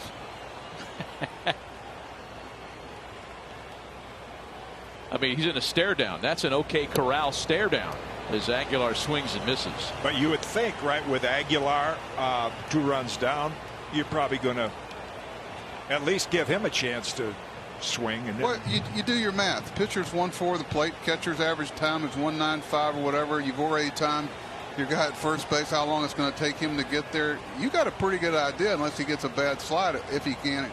It's not really a chance if you do your homework. And the times Buck is talking about, as we call it, movement to mitt, the time a pitcher comes set, how quickly can he get it to the catcher? And I guess the time has improved now. Catcher to second used to be like 2.0. I imagine some of them are in the high ones now. It's also, can you do it accurately? A lot of guys can get it down there quick, but can I get it down there accurately? Birdie's fast. Sprint speed among second basemen. Only one quicker in the game. Albies continuing to stare him down pre-pitch. Who's that's quicker, man? I think I saw Garrett Hampson of the Rockies. Was that the name I saw atop that list?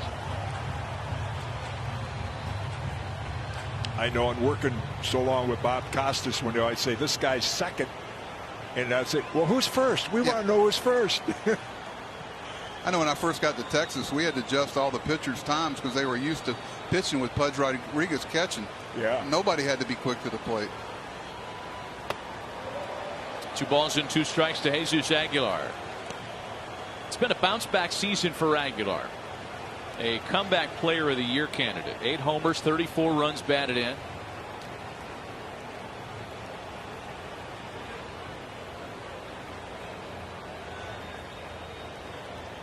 Birdie at first, just the 4th base runner of the game against Ian Anderson. 2-2. Yeah, and each one of these pitches coupled with the number in the first inning. I mean,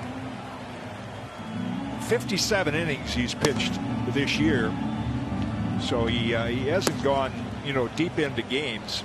So you can understand why Brian Snitker would have, and these guys have been great. Matzik coming in, striking out people. O'Day. You had him, right? The Under Armour from Port Arthur. Yeah, another great veteran presence who also get people out. You're only a good veteran presence if you can contribute in the game. O'Day was the first in for Fried yesterday, and Aguilar's hanging around.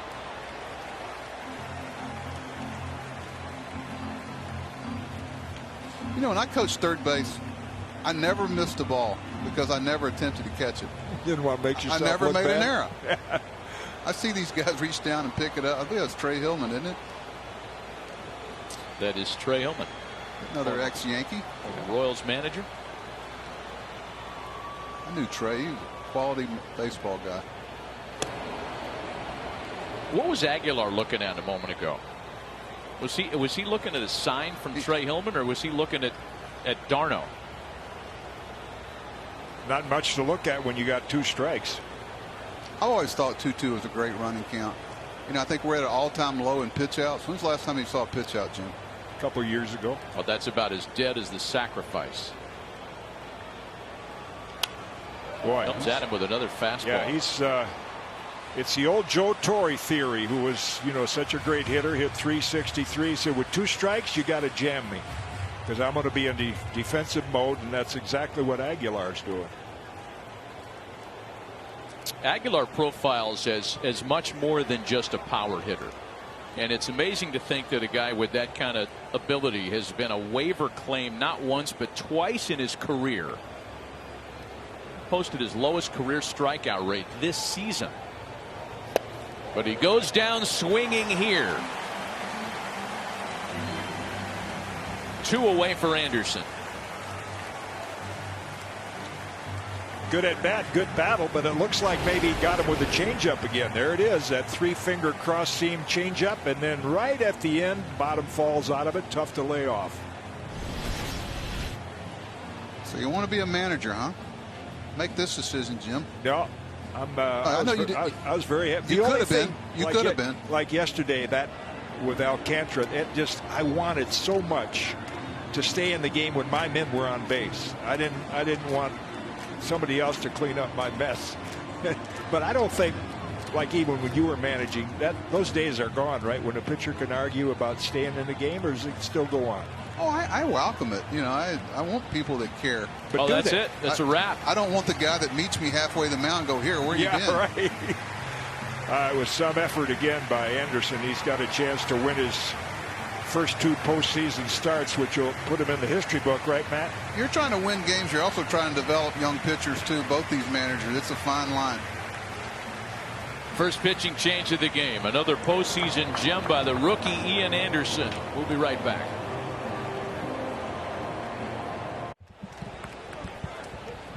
Darren O'Day enters in the first Hartford pitching change of the game. Inherits base runner and 2 gone, and he'll face Brian Anderson trying to hold a 2-0 Atlanta lead here in the 6th.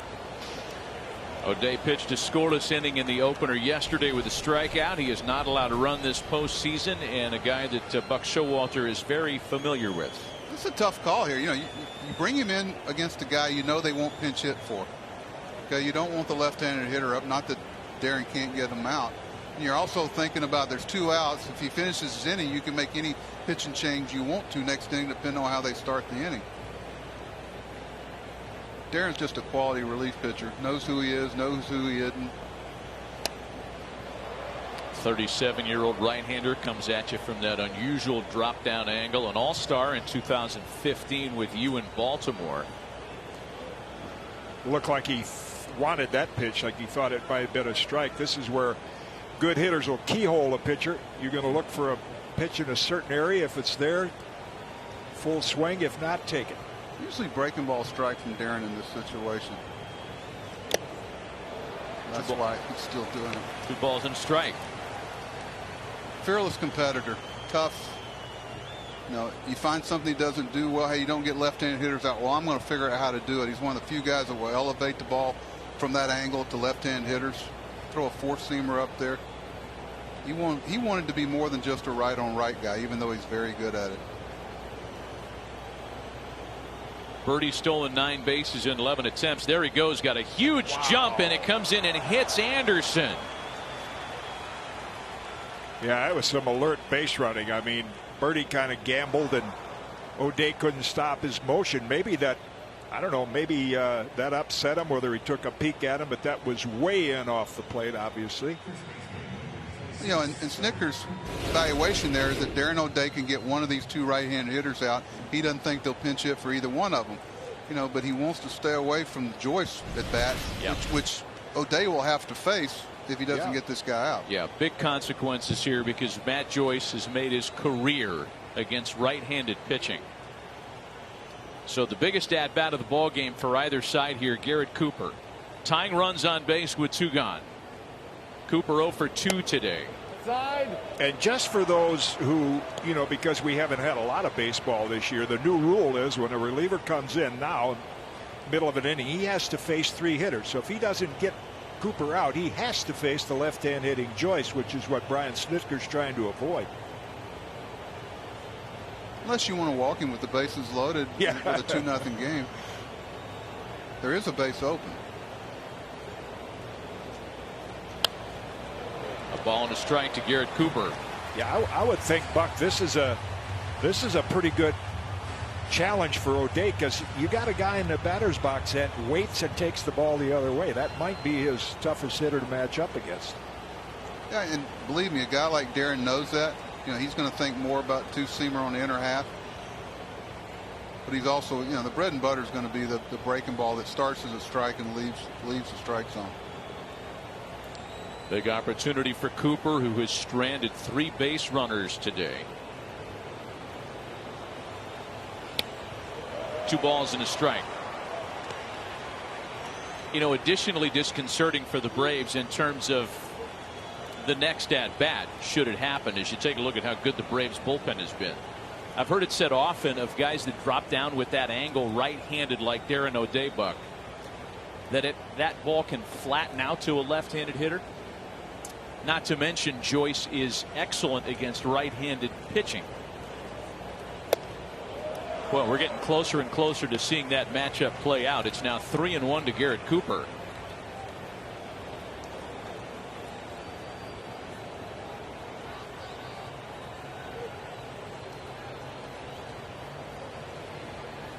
Yeah. 1-out single by Birdie. Anderson was hit with a pitch with 2 gone. And now it's 3 balls and a strike.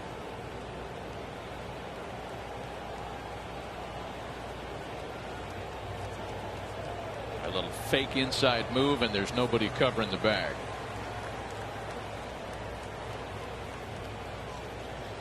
The Marlins have not had a lot of opportunities in this game. That's how good Ian Anderson was.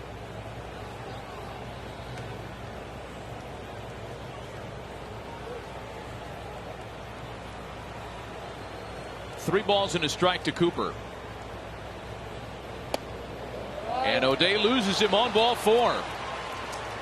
So we will see the very matchup that Brian Snitker and the Braves were so desperately trying to avoid. And this is why I don't like this rule.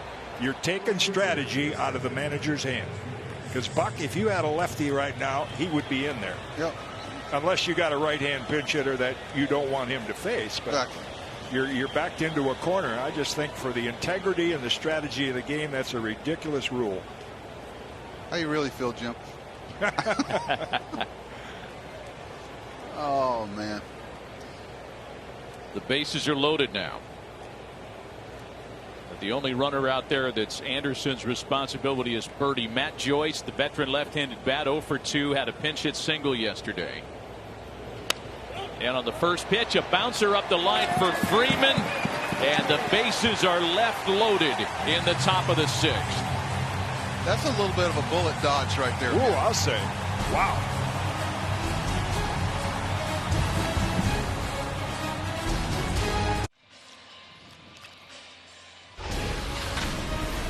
Welcome back to the Doosan National League Division Series on MLB Network with Jim Cott, Buck Showalter, and Tom Verducci. Matt Vasgersian, and a 2-0 lead for Atlanta. Braves batting in the bottom half of the 6th inning against a new pitcher. Pablo Lopez was really superb despite the 2 homers he allowed today. He leaps trailing 2-0 and will hand the ball to the left-hander Richard Blyer. You know a little about this guy, Buck. Yeah, he's a guy we had, and they acquired him from Baltimore. Really gutsy pitcher. Hard sinker. Center field off the bat of Freddie Freeman, 1 gone. The thing you like about him, Jim, in today's game, we're just talking about the three hitter minimum, is that he can defend himself against right-handed hitters because of the sinker. A little breaking ball and a lot of guts. This guy will come at you. He's kind of a throwback guy. He doesn't throw 100 miles an hour. He knows who he is. He's overcome some injuries along the way. A lot of people telling him he couldn't do it pitching like that. But he just keeps trusting himself down in the zone. 1 gone for Marcelo Zuna. Well, if you don't throw exceptionally hard, there he just snuck the cheese by him. That's about as hard as yeah. In fact, Richard would say, hey, I need to pitch more. I'm too strong. I'm too strong right now. It's high and hard or low and slow. Yeah, that sinker you talk about led to a terrific ground ball rate this year. Richard Blyer led all major league relievers with a 70% ground ball rate. Appeared in just 2 games with the Orioles before being dealt to the Marlins this year.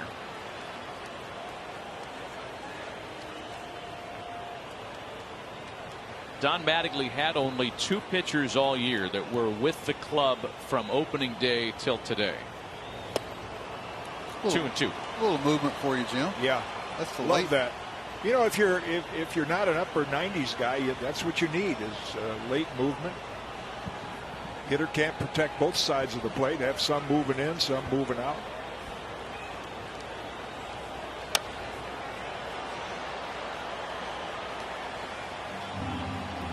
So neither starter around to factor any further, though Anderson leaves with the 2-0 lead. By the way, the last 2 starters with more scoreless innings than Anderson to start a postseason, and he's at 11 2/3.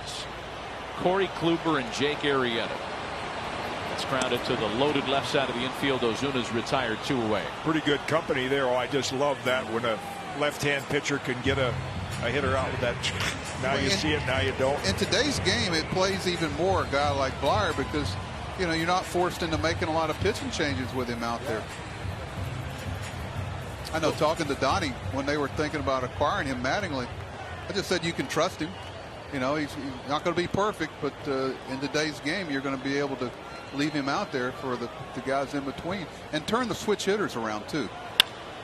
Another ground ball, and let's go in. A very quick inning by Richard Blyer. He takes care of the Braves in order in the last of the 6th. We're moving on to inning number 7 in Houston with the Braves still on top 2-0. Let's go, boys. For the Bravos. Google Cloud is helping power StatCast with massive amounts of data points to reveal new insights, taking you deeper into the game than ever before. Google Cloud is the official cloud technology of Major League Baseball. Some of the franchise greats here in Houston. They've traveled well. Miguel Rojas is the first to face the new pitcher on the mound for the Atlanta Braves, Tyler Matzik. Been around a while. Drafted by the Rockies 11 years ago. Brian Snitker trust him to get either lefties or righties out. There's his numbers, pretty impressive. What did he call him today, Jim? A fence jumper. I love that. And what we talked about early on is in a minor league complex and a major league complex, every so often a manager will say, hey, get Tyler over there, jump the fence, come join our game. And then we got a 3-hour bus ride that the vets don't want to go on. And Brian says, hey, we got to see more of this guy. He can help us. Well, has he ever? Let's put him in a number under 90. Came to camp, registered a bunch of strikeouts, got everybody's attention. And Brian Snitker and Alex Anthopoulos kind of gathered up and said, let's bring him up with us and keep him under our watch. And he has stuck around. What a story he is, as it's a ball and 2 strikes to Rojas. It's a guy who debuted in the big leagues in 2015, was out of baseball. 2017 pitched in the Independent American Association. Came back to affiliated baseball last year. And he's been a big part of a very good Atlanta bullpen this season. Tom, his is a story you don't see very often, to be away from the game for such a long time. Well, and how it happened too, Matt. He was a first-round pick of the Rockies in 2009, and he developed a case of the yips, that mental block where a pitcher just cannot control the baseball. That's why he was out of baseball, ready to quit. His wife persuaded him to keep trying. 2 years ago, he was living in a borrowed RV in Grand Prairie, Texas, pitching for the Texas Air Hogs. And now here he is, not just back in the big leagues with the Braves. He led the major leagues this year in relief appearances of more than 1 inning, 5th among relievers in strikeouts. We saw him in Game 1 strike out the side. He has come from nowhere, or a long road, to be a very important piece in this bullpen. I mean, if you didn't know it, you'd think he was baseball's equivalent to a Chris Farley character, right? Living in a van down by the river. Wow. That's a great story, Tom. And what Brian appreciates about Brian Snitker is that with today's rules, he could pitch to lefties and righties. Got a ball that moves to both sides of the plate. You know, somebody say, well, why didn't O'Day start the first inning and face the right-handed hitter? But Darren O'Day got up one time, got in the game last night, pitched. He got up one time today, came in, pitched. This guy got in the game last night one time, up, pitch, up, pitch. You can pitch guys in almost every game if you use them that way. But, you know, it's up, back, up, back. You know, if I had to walk into a ballpark and say, you got one thing to look at to see if a manager knows what he's doing, I'd watch his bullpen. Yeah. You see guys with left and right-handed pitchers up in the 3rd inning. Really? Well, there's an expression, drive blank. Right. You know, yeah. Somebody's getting an up, which doesn't get him in the game, and that's what really hurts pitchers' arms. Same formula yesterday, only they got a longer start from Anderson than for Fried. It was O'Day and then Matzik yesterday. That's the same order today, and Matzik struck out all 3 he faced yesterday. Wow. He struck out all 4 he's faced in the series. Rojas didn't agree with that. Well, a lot of that's off the previous at bat. He had to pitch that would have been ball 4 that he didn't like. This is a continuation. Boy, home plate umpire Dan Bellino's letting him get away with a lot here, taking the helmet off. That's a strike. Yeah. See it where the catcher caught it was low, but remember, he's 6 feet behind. Watch the front knee. See, it does tickle the front knee of Rojas, so technically that would be a strike. Now, Jim, were you a pitcher or a hitter? Yeah, I was a pitcher. Okay. Hitters got way too many. No, Have they instituted an advantage to a pitcher in the last 50 years? No. Okay, I agree. But that really, the last at bat was the one that he actually did miss, would have been ball 4, and so anything close, he wasn't going to be too happy about. Pinch hitter is Lewis Brinson, batting for Magneuris Sierra. And Brinson will continue in the outfield in his spot. 1 gone, base is empty. Brinson, one of the many ex-Milwaukee Brewers populating the Marlins roster. And famously, he was a part of the Christian Yelich compensation prior to the 2019 season. A deal that looks rather lopsided now, that I think most would say there's still time for the Marlins to polish up. Ouch. Sounded like that hit him. Yeah, it did. Apparently not. Lewis Brinson has a frame like the Twins' outstanding outfielder Byron Buxton. Wow. I tell you what, an outfielder he is. Yeah. I remember they brought him to Sarasota in spring training before the draft to work him out. And we were drafted, I think, 10th or something. And I watched this guy and I go, what is he doing here? Well, he's a great prospect. I said, he ain't going to be there when we pick 10th. I can tell you that. Those guys jump out at you. Well, Brinson was seen as the same kind of prospect with Milwaukee. He was one of the big compensation pieces, as a matter of fact. Flagged down by Riley on a tough hop, and they get a speedy runner for out number 2. Well played. That's exactly how Ron Washington teaches that. If you stay back on that ball, he's safe. You're in between. You can't give with that ball. Watch him extend here and take the short hop. Extend the arm. You stay back on that ball, he's safe. If you get passive and give with the glove, you're going to clank it. So that play there is the result of probably hundreds of ground balls and Ron Washington out there working. And you're being nice. Probably more than 100, and some guys in the minor leagues doing the same thing. On his knees with a flat glove at 6 a.m. on a backfield. 2 gone now for Chad Wallach. But it's not important. Just hope we have some places for all that stuff to take place. Yeah, there are big questions moving forward about what spring training is going to look like, what minor league baseball is going to look like. We will. I mean, it will be. It's just going to be a different look. Ball and a strike, the count to Wallach, who's hitless in this game and hitless in the series. Jim, I can't help but think of you. I see the rosin bag out there, and after every inning, they take the rosin bag and take it back to the dugout. Jim, that wouldn't happen years ago. Could you imagine? You might have a little, I don't know, accidental pine tar attached to that rosin bag. Oh, my gosh. There's a lot of trust involved there. I tell you, this is an impressive story to watch a guy like Matzik, as Matty described what he's come from, and great story by Tom Verducci, just to see him here playing on the big stage in big moments. I'd be fascinated to know how he overcame the yips, because I've never really seen it, Jim. Wallach sends the ball into the opposite corner. That could be trouble. Markakis is just shy of the wall to put it away and retire the side. 2 perfect relief innings in the series by Tyler Matzik, and still 2-0 Atlanta.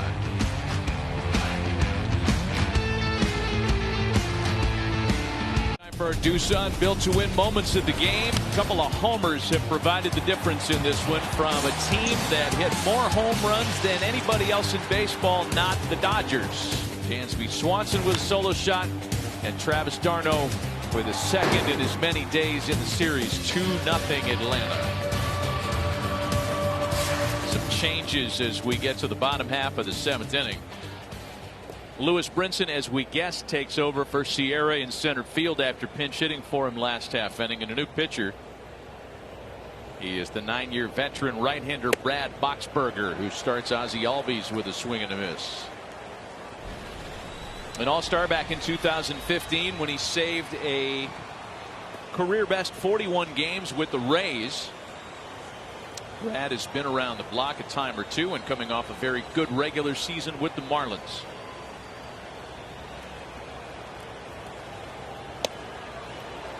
One and one.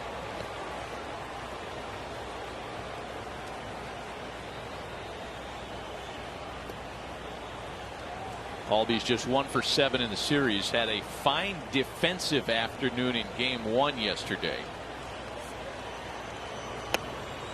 Fine is putting it mildly. There have been so many outstanding fielders from Curacao and the Netherlands program. You got Andrelton Simmons, Didi Gregorius, Xander Bogaerts, and that's where Albies hails from.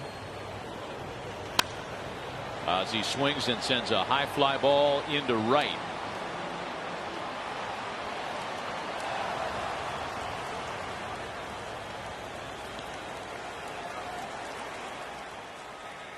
This is the moment you've been practicing for all season. So don't let ED be a distraction. Roman connects you with healthcare professionals online to get convenient ED treatment from the comfort of home. Get up to $50 off at GetRoman.com/TV. One gone for Dansby Swanson.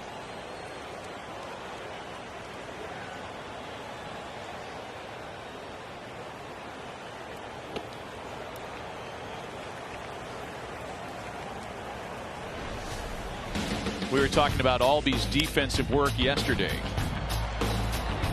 You know, the ability to finish off plays. A lot of guys can get to that ball.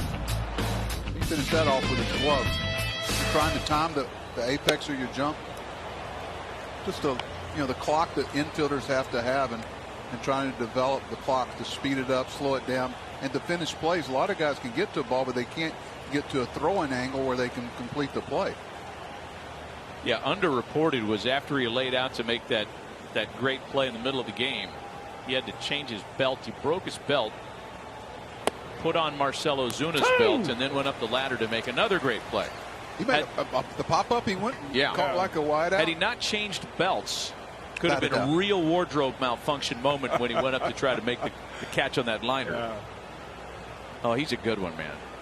And part of the energy of the Atlanta Braves the past couple of years, along with Ronald Acuna Jr., that has reminded Ron Washington, of whom we spoke earlier, of his managerial days in Arlington when he had Adrian Beltre and Elvis Andrus, and some of the fun that they created in the clubhouse and in the dugout.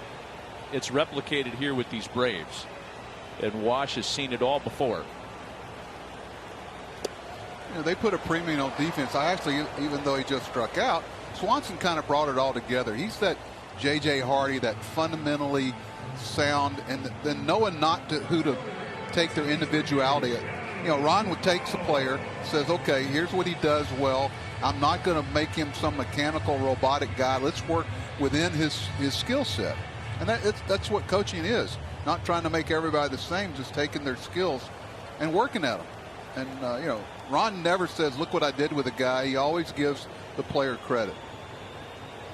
Here's Adam Duvall now with 2 away. I like what Eric Chavez, the Gold Glove third baseman for the A's, who got the help from Ron Washington, and his inscription back was "Not without you, Wash." Yep. In receiving the Gold Glove. Believe me, the players will sing that tune enough for you. You don't have to do it yourself. So Ron Washington has made an impact on a lot of organizations. The Rangers, his managerial days here in Atlanta, made a big impact in Oakland still to this day. With guys like Marcus Semien. Here are some of the drills that he works on. We're talking about being on your knees. See his hands extended there, just like that. Don't tell me it doesn't matter. That's what guys, you know, they feed off of that, and all of a sudden it happens in a game. It's like second nature. What a great opportunity to see how that's done. Nice inning by Boxberger. A very quick 1-2-3 frame with a couple of strikeouts, still keeping this a 2-0 Atlanta lead.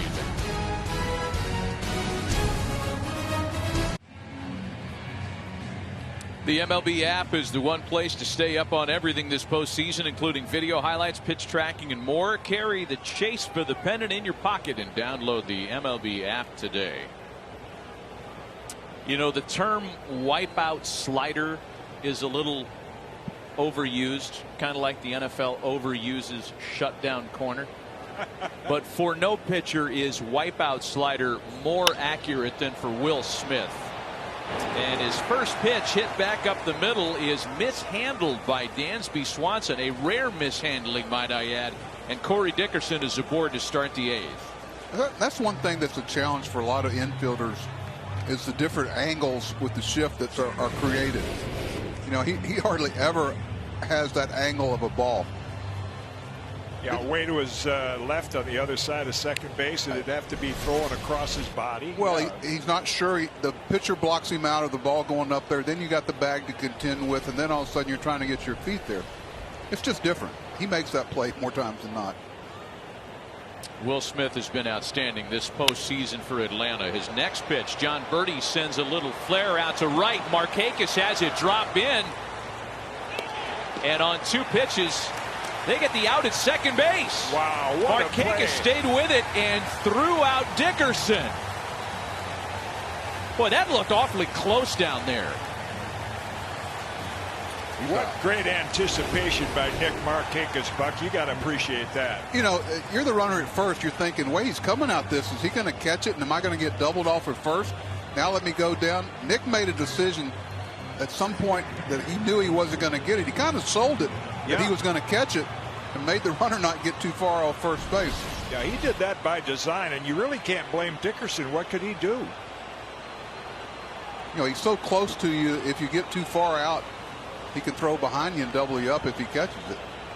So Smith's first 2 pitches resulted in an error and then a strange fielder's choice play. That's where he thought he was going to catch it. You know, that's something that can never show up in a statistic. Yeah. It's what Markakis just did. And the throw was pretty special as well. That's a baseball player. I like Dansby Swanson doing his best Gene Tennis stretch over there at second base. Yeah. Yeah, you mentioned wipeout slider, Matty. We've got a gentleman right in our MLB network crew that I saw in his heyday that had as good a wipeout slider as anybody. Dan Plesac. Dynamite. Ball and no strikes to Jesus Aguilar. He's about as good a left-handed reliever as I ever had, and I had him at the end of his career. I'll tell you what he did one year. He kept Barry Bonds in the ballpark. That's all he did. Really? I said, how do you do that? He goes, I quit trying to get him out. I'm just trying to keep him in the park. Yeah. I know that feeling.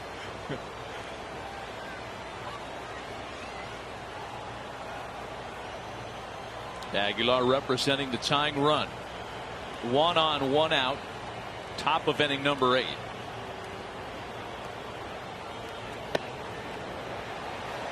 Well, it was a race to sign Will Smith when the free agent signing period began in earnest in November, and Alex Anthopoulos made it a point to go get him in a hurry. He was one of the first big signings of the entire winter. Braves making a 4-year commitment to Smith, and watching him pitch this postseason, it's pretty easy to understand why. You know, every bullpen guy wants to get into what I call the circle of trust for the manager. You know, where these games, when you got a lead, it's late. Am I in that circle of trust where I can come in and pitch in these situations? And, you know, the Braves have a lot of guys that are in that. And sometimes in the postseason, the chain gets so long that it's so hard to keep any part of that chain from breaking. But they've got a lot of guys that they feel real comfortable going to, obviously.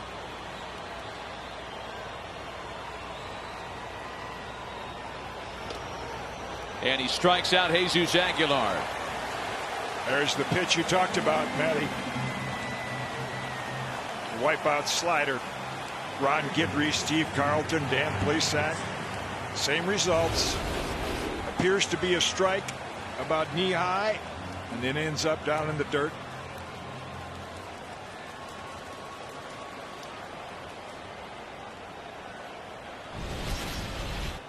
Yeah, I mean, Aguilar looked like he was swinging a croquet mallet trying to make contact with that pitch. 2 gone now for Brian Anderson, who has been on base in all 3 of his plate appearances with a walk, a double. He was hit by a pitch in the 6th.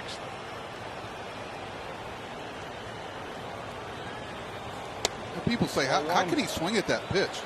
Well, you know, the pitch recognition on it is so late. You know, it looks hard and it's going to be there, and the action is late in the presentation to the hitter. I ask people all the time, what is this guy you're touting to me?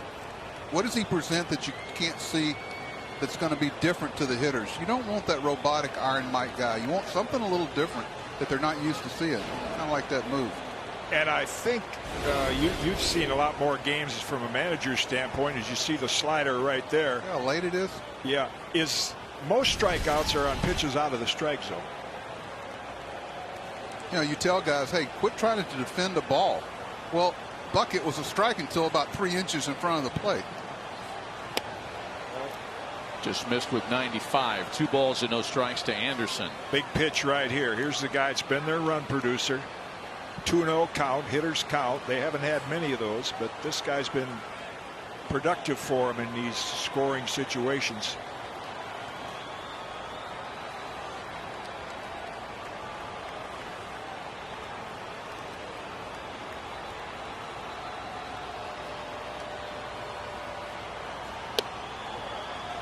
Top of the strike zone, 2-1. No, I know Albies is still eyeballing him at first base, but for the 2-run game and a left-hander on the mound, I don't see any form or fashion where he's going to run here, Jim. What about you? I wouldn't think so. Now, biggest home run threat at the plate. Chance to run into one and tie it.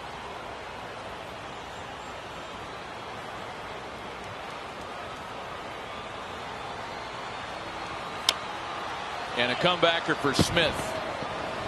Strands a base runner. Another scoreless postseason inning for a real bullpen weapon. We're going to the bottom half of inning number 8. Still 2-0 Atlanta.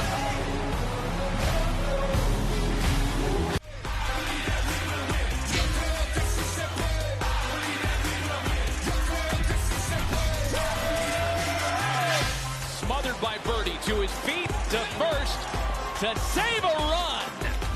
That ball doesn't have a chance to stick around. Another homer in the series for Travis d'Arnaud.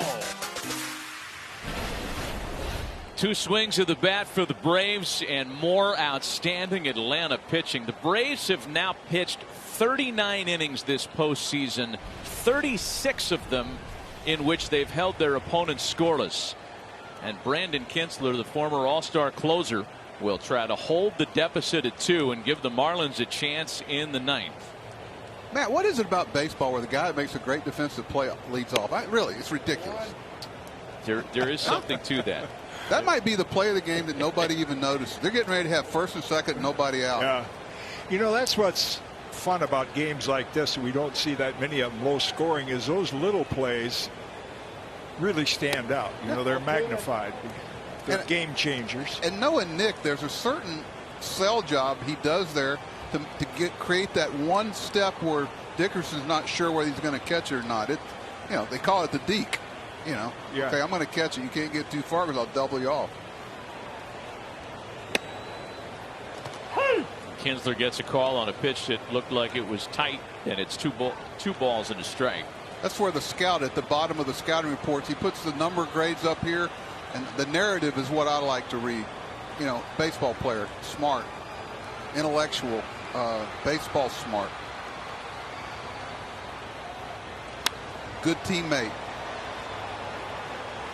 Yeah, this has been a treat for me sitting here with you as a former manager, because you see things like that as a pitcher I've never been exposed to. The player development end of it and the things you see. Here it is. This was the play where Markakis was able to throw out Dickerson. Matt, you brought up a good point. Great play by Swanson. Instead of walling around in self-pity because he kicks the ball to start the inning, he tries to contribute to the club by stretching at second base instead of letting the ball travel. That's just a big league, professional play.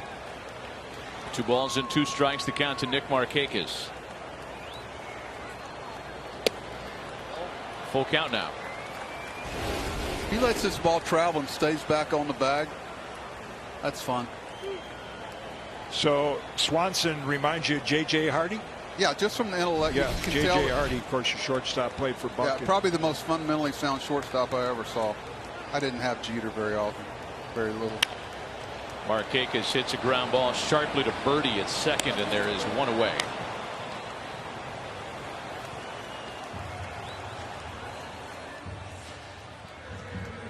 Get ready for the next pitch with Evan Williams, bourbon done right.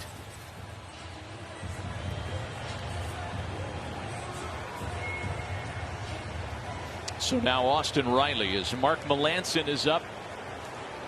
Atlanta's closer, though they have multiple players capable of closing. Melancon, the guy who gets the 9th. We talked a lot about comeback stories. Kinsler would be one, not necessarily, but a guy who's been up and down. And then Mark Melancon, I remember being in Red Sox camp as a guest coach years ago. He was trying to hook on. He was with the Yankees briefly. It's a base hit, sharply hit back up the middle for Riley. Next thing you know, that little cut fastball, he's got 50-some saves. Gene Stick Michael, the great GM of the Yankees, had a great expression he used me one time.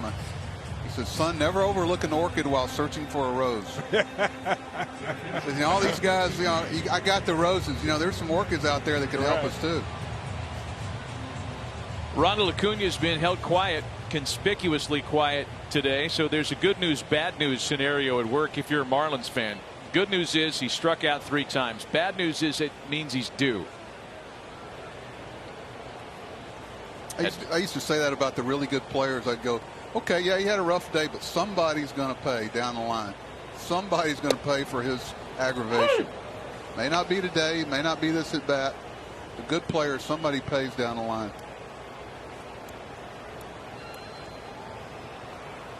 Oh, and 1 to count to Acuna.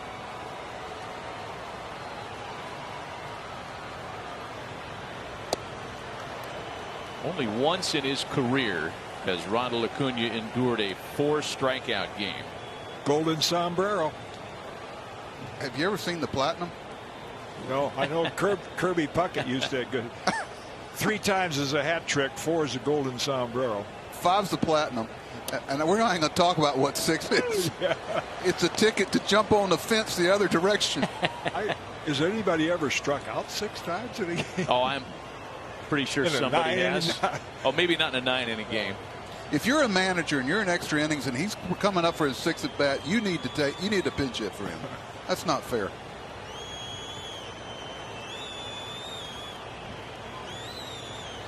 One, 2.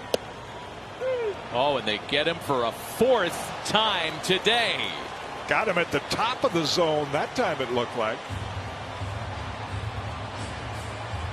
Now, I'm going to tell you, when you got a veteran coaching staff like Ron Washington, DeMarlo Hale, all their guys, after the game, if you win this game, there's some great teaching moments there where you can not take yourself too seriously.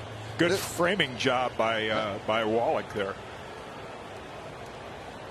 So now Freddie Freeman, who has also been kept quiet today, 0 for 3. I know there's going to be a lot of debate about National League MVP honors, and it's already on. I mean, there are people that feel very strongly for Fernando Tatis Jr., and why wouldn't you? He's an electrifying talent who's had a great year. But if I had a vote, and nobody asked, because I don't, it goes right here. Freddie Freeman is the heart and soul of the Atlanta Braves, having a career year. And when you consider what he's gone through from an off-the-field standpoint, last year wasn't himself in the postseason, had elbow surgery, had to recover from that earlier this year. Then he gets hit with COVID, a very serious case of COVID. Had to recover from that, didn't have his legs under him for the first 2 weeks of the season. Went on to post big numbers in the short schedule and has led the Braves to perhaps a 5th consecutive postseason victory, or 4th rather. That would be a 4th today, and that'd be the first time in a while the Braves have said that. He would get my vote. I had to vote for a publication. I don't know if I'm allowed to say which one, but it only was overall. It wasn't American League, National League. It was just overall, and that was tough. Yeah. Abreu comes into play. Yep. Good brush back. It's the ideal brush back. Put it under the armpit. No danger of hitting him in the head. 2-2. Every time a guy throws inside, they're not trying to hit you. Right. Another thing about Freeman that I think is underreported, that the selflessness of a guy like this. Remember in 2017, he's recovering from a broken wrist, and he agreed to go over and play third base rather. He was going to go across the diamond and play a position he'd never played in the big leagues after missing time with a broken wrist to accommodate Matt Adams, who they just acquired. Boy, that throw goes bad. I think it hit DeMarlo Hale. Did it hit the first base coach? I hope not. Wow. What happened there? This is another one of my ex-coaches. He was really solid. DeMarlo's as good as it gets. I hope it didn't hit him. No, he's too quick for that. Slip pitch slipped out of his hand. I guess, man.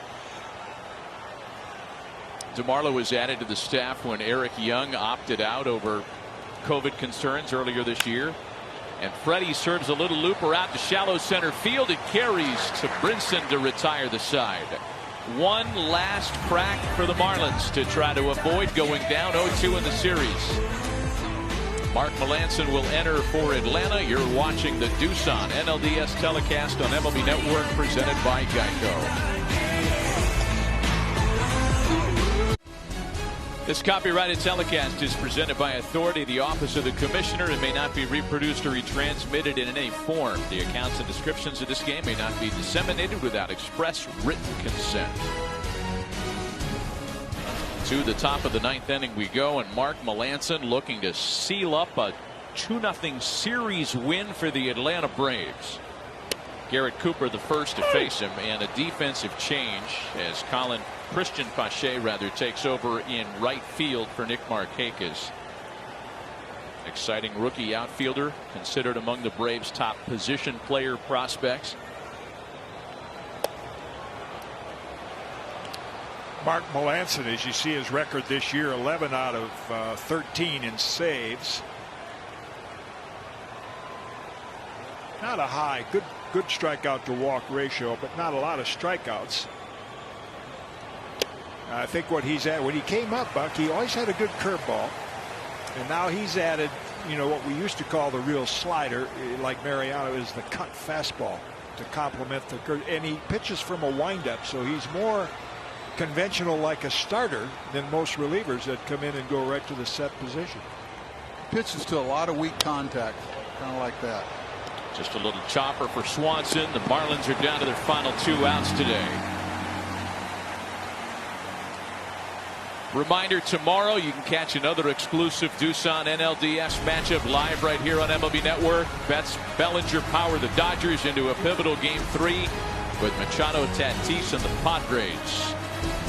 Dodgers and Padres tomorrow, 9 Eastern, 6 Pacific. A game you'll see only on the MLB Network. Telecast presented by Geico. Can't wait for that one. In fact, they have Game 2 coming up a little bit later today on FS1. Here's Matt Joyce. Cannot say enough about Atlanta Braves pitching in the postseason. Back-to-back shutouts spun against the Reds. In fact, including one that went 13 innings. They are 2 outs away from another combined shutout today. Again, 39 innings pitched in the postseason. 36 of those have been scoreless. And whether you're talking about Anderson or Fried or any one of their outstanding relievers, this has been a pitching clinic to start the postseason. Be interesting if the Braves do make it all the way to what we used to call the Fall Classic. It'll be more like the Winter Classic, the World Series. In the American League, that may have, some more home run power if it's the Yankees. Houston's got a great lineup, but I can't imagine a team being more well balanced than the Atlanta Braves. Just love the way they defend. Very athletic, got the right veteran blend. It's a product of a lot of work over a lot of years, kind of taking a step back. Some people that aren't currently there anymore started the movement to this type of club, and some guys that are there now have taken it and run with it.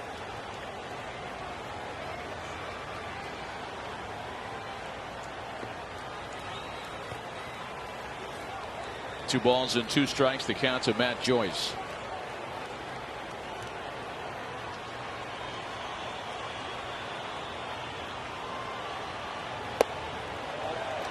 This series returns to FS1 for Game 3 tomorrow, with Kyle Wright making his postseason debut for the Braves. Sixto Sanchez has been announced for the Marlins, and that's what the Marlins are up against. Wow. 2-0 lead, and those teams go on to win 88% of the time in a best-of-5. And the Marlins are down to their final out today.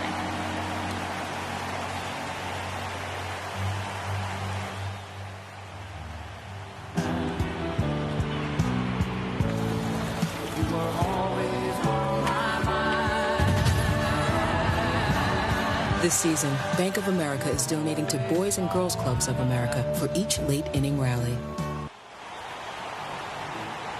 Miguel Rojas will try to keep Game 2 alive for the Marlins. He's had a frustrating afternoon, twice being struck out, once on a called strike 3 in the 7th. Took exceptions with the strike zone in both the 5th and 7th innings today. And it's a ball and a strike to Rojas.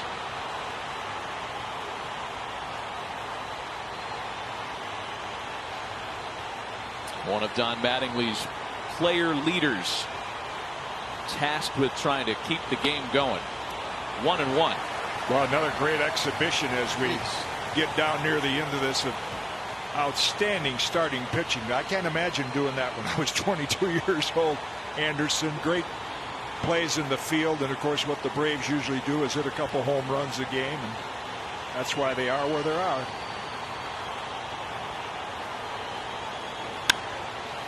Back up the middle for Albies. And the Atlanta Braves have become just the third team in Major League history to spin 3 shutouts through their first 4 postseason games in a year. The 1966 Orioles and the 05 New York Giants.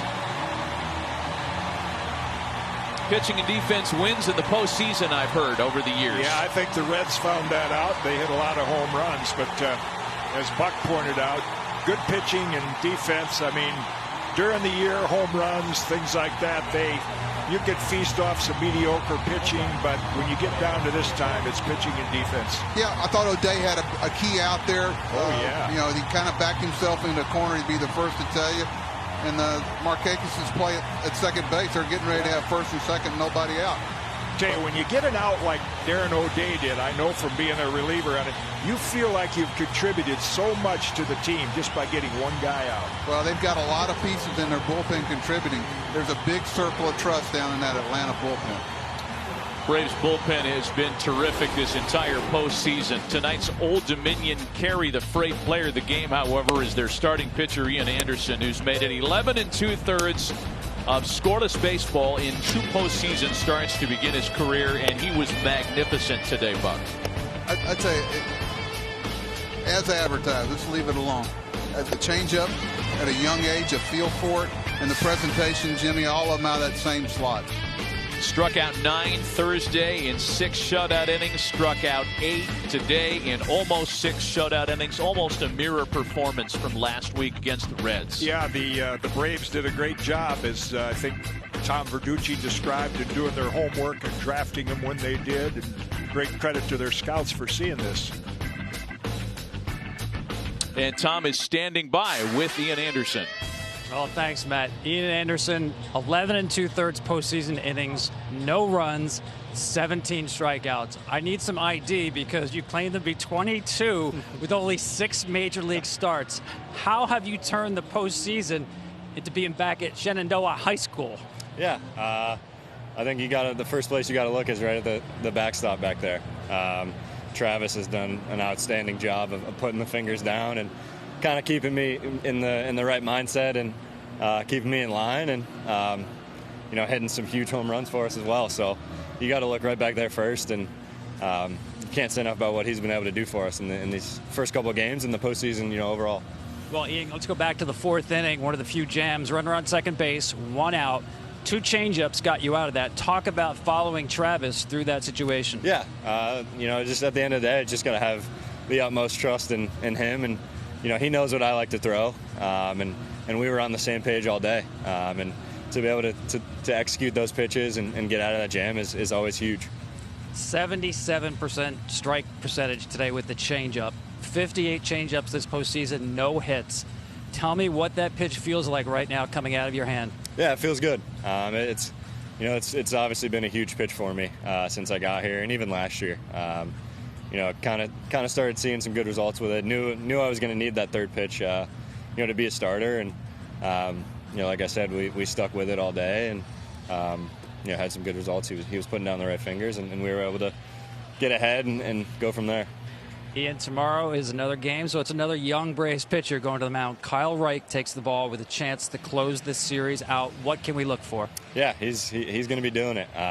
He's going to attack the zone. Attack the zone with a sinker and really good changeup and curveball as well. So I'm excited to get out there and watch him kind of do his thing.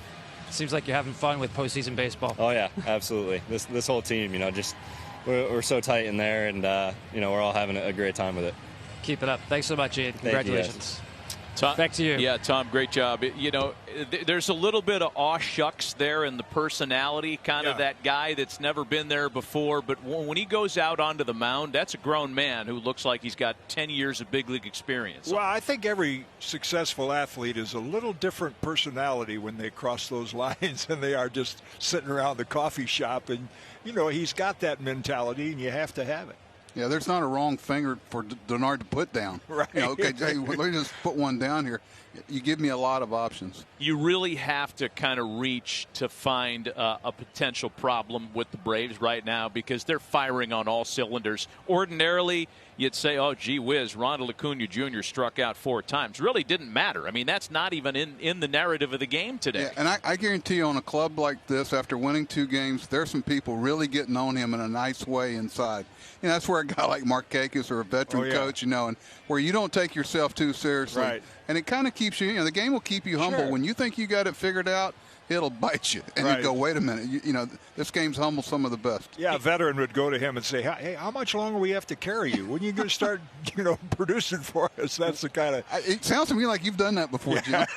We'd be remiss if we didn't have a word on the Marlins, who's, you know, I mean, you can use your cliche however you want here. The end of it is that they're down to an elimination game tomorrow, and they've got a young starter on the mound with a lot of pressure on his shoulders. Yeah, I tell you, the Sixto Sanchez, man, he is a treat to watch. And then we've talked how much the Braves have dominated so far, but remember, when you get down to the 3rd and 4th starter, I mean, it's a whole different ballgame. The Braves still have to win 1 game, and Sanchez has been pretty impressive, as the Cubs will attest to.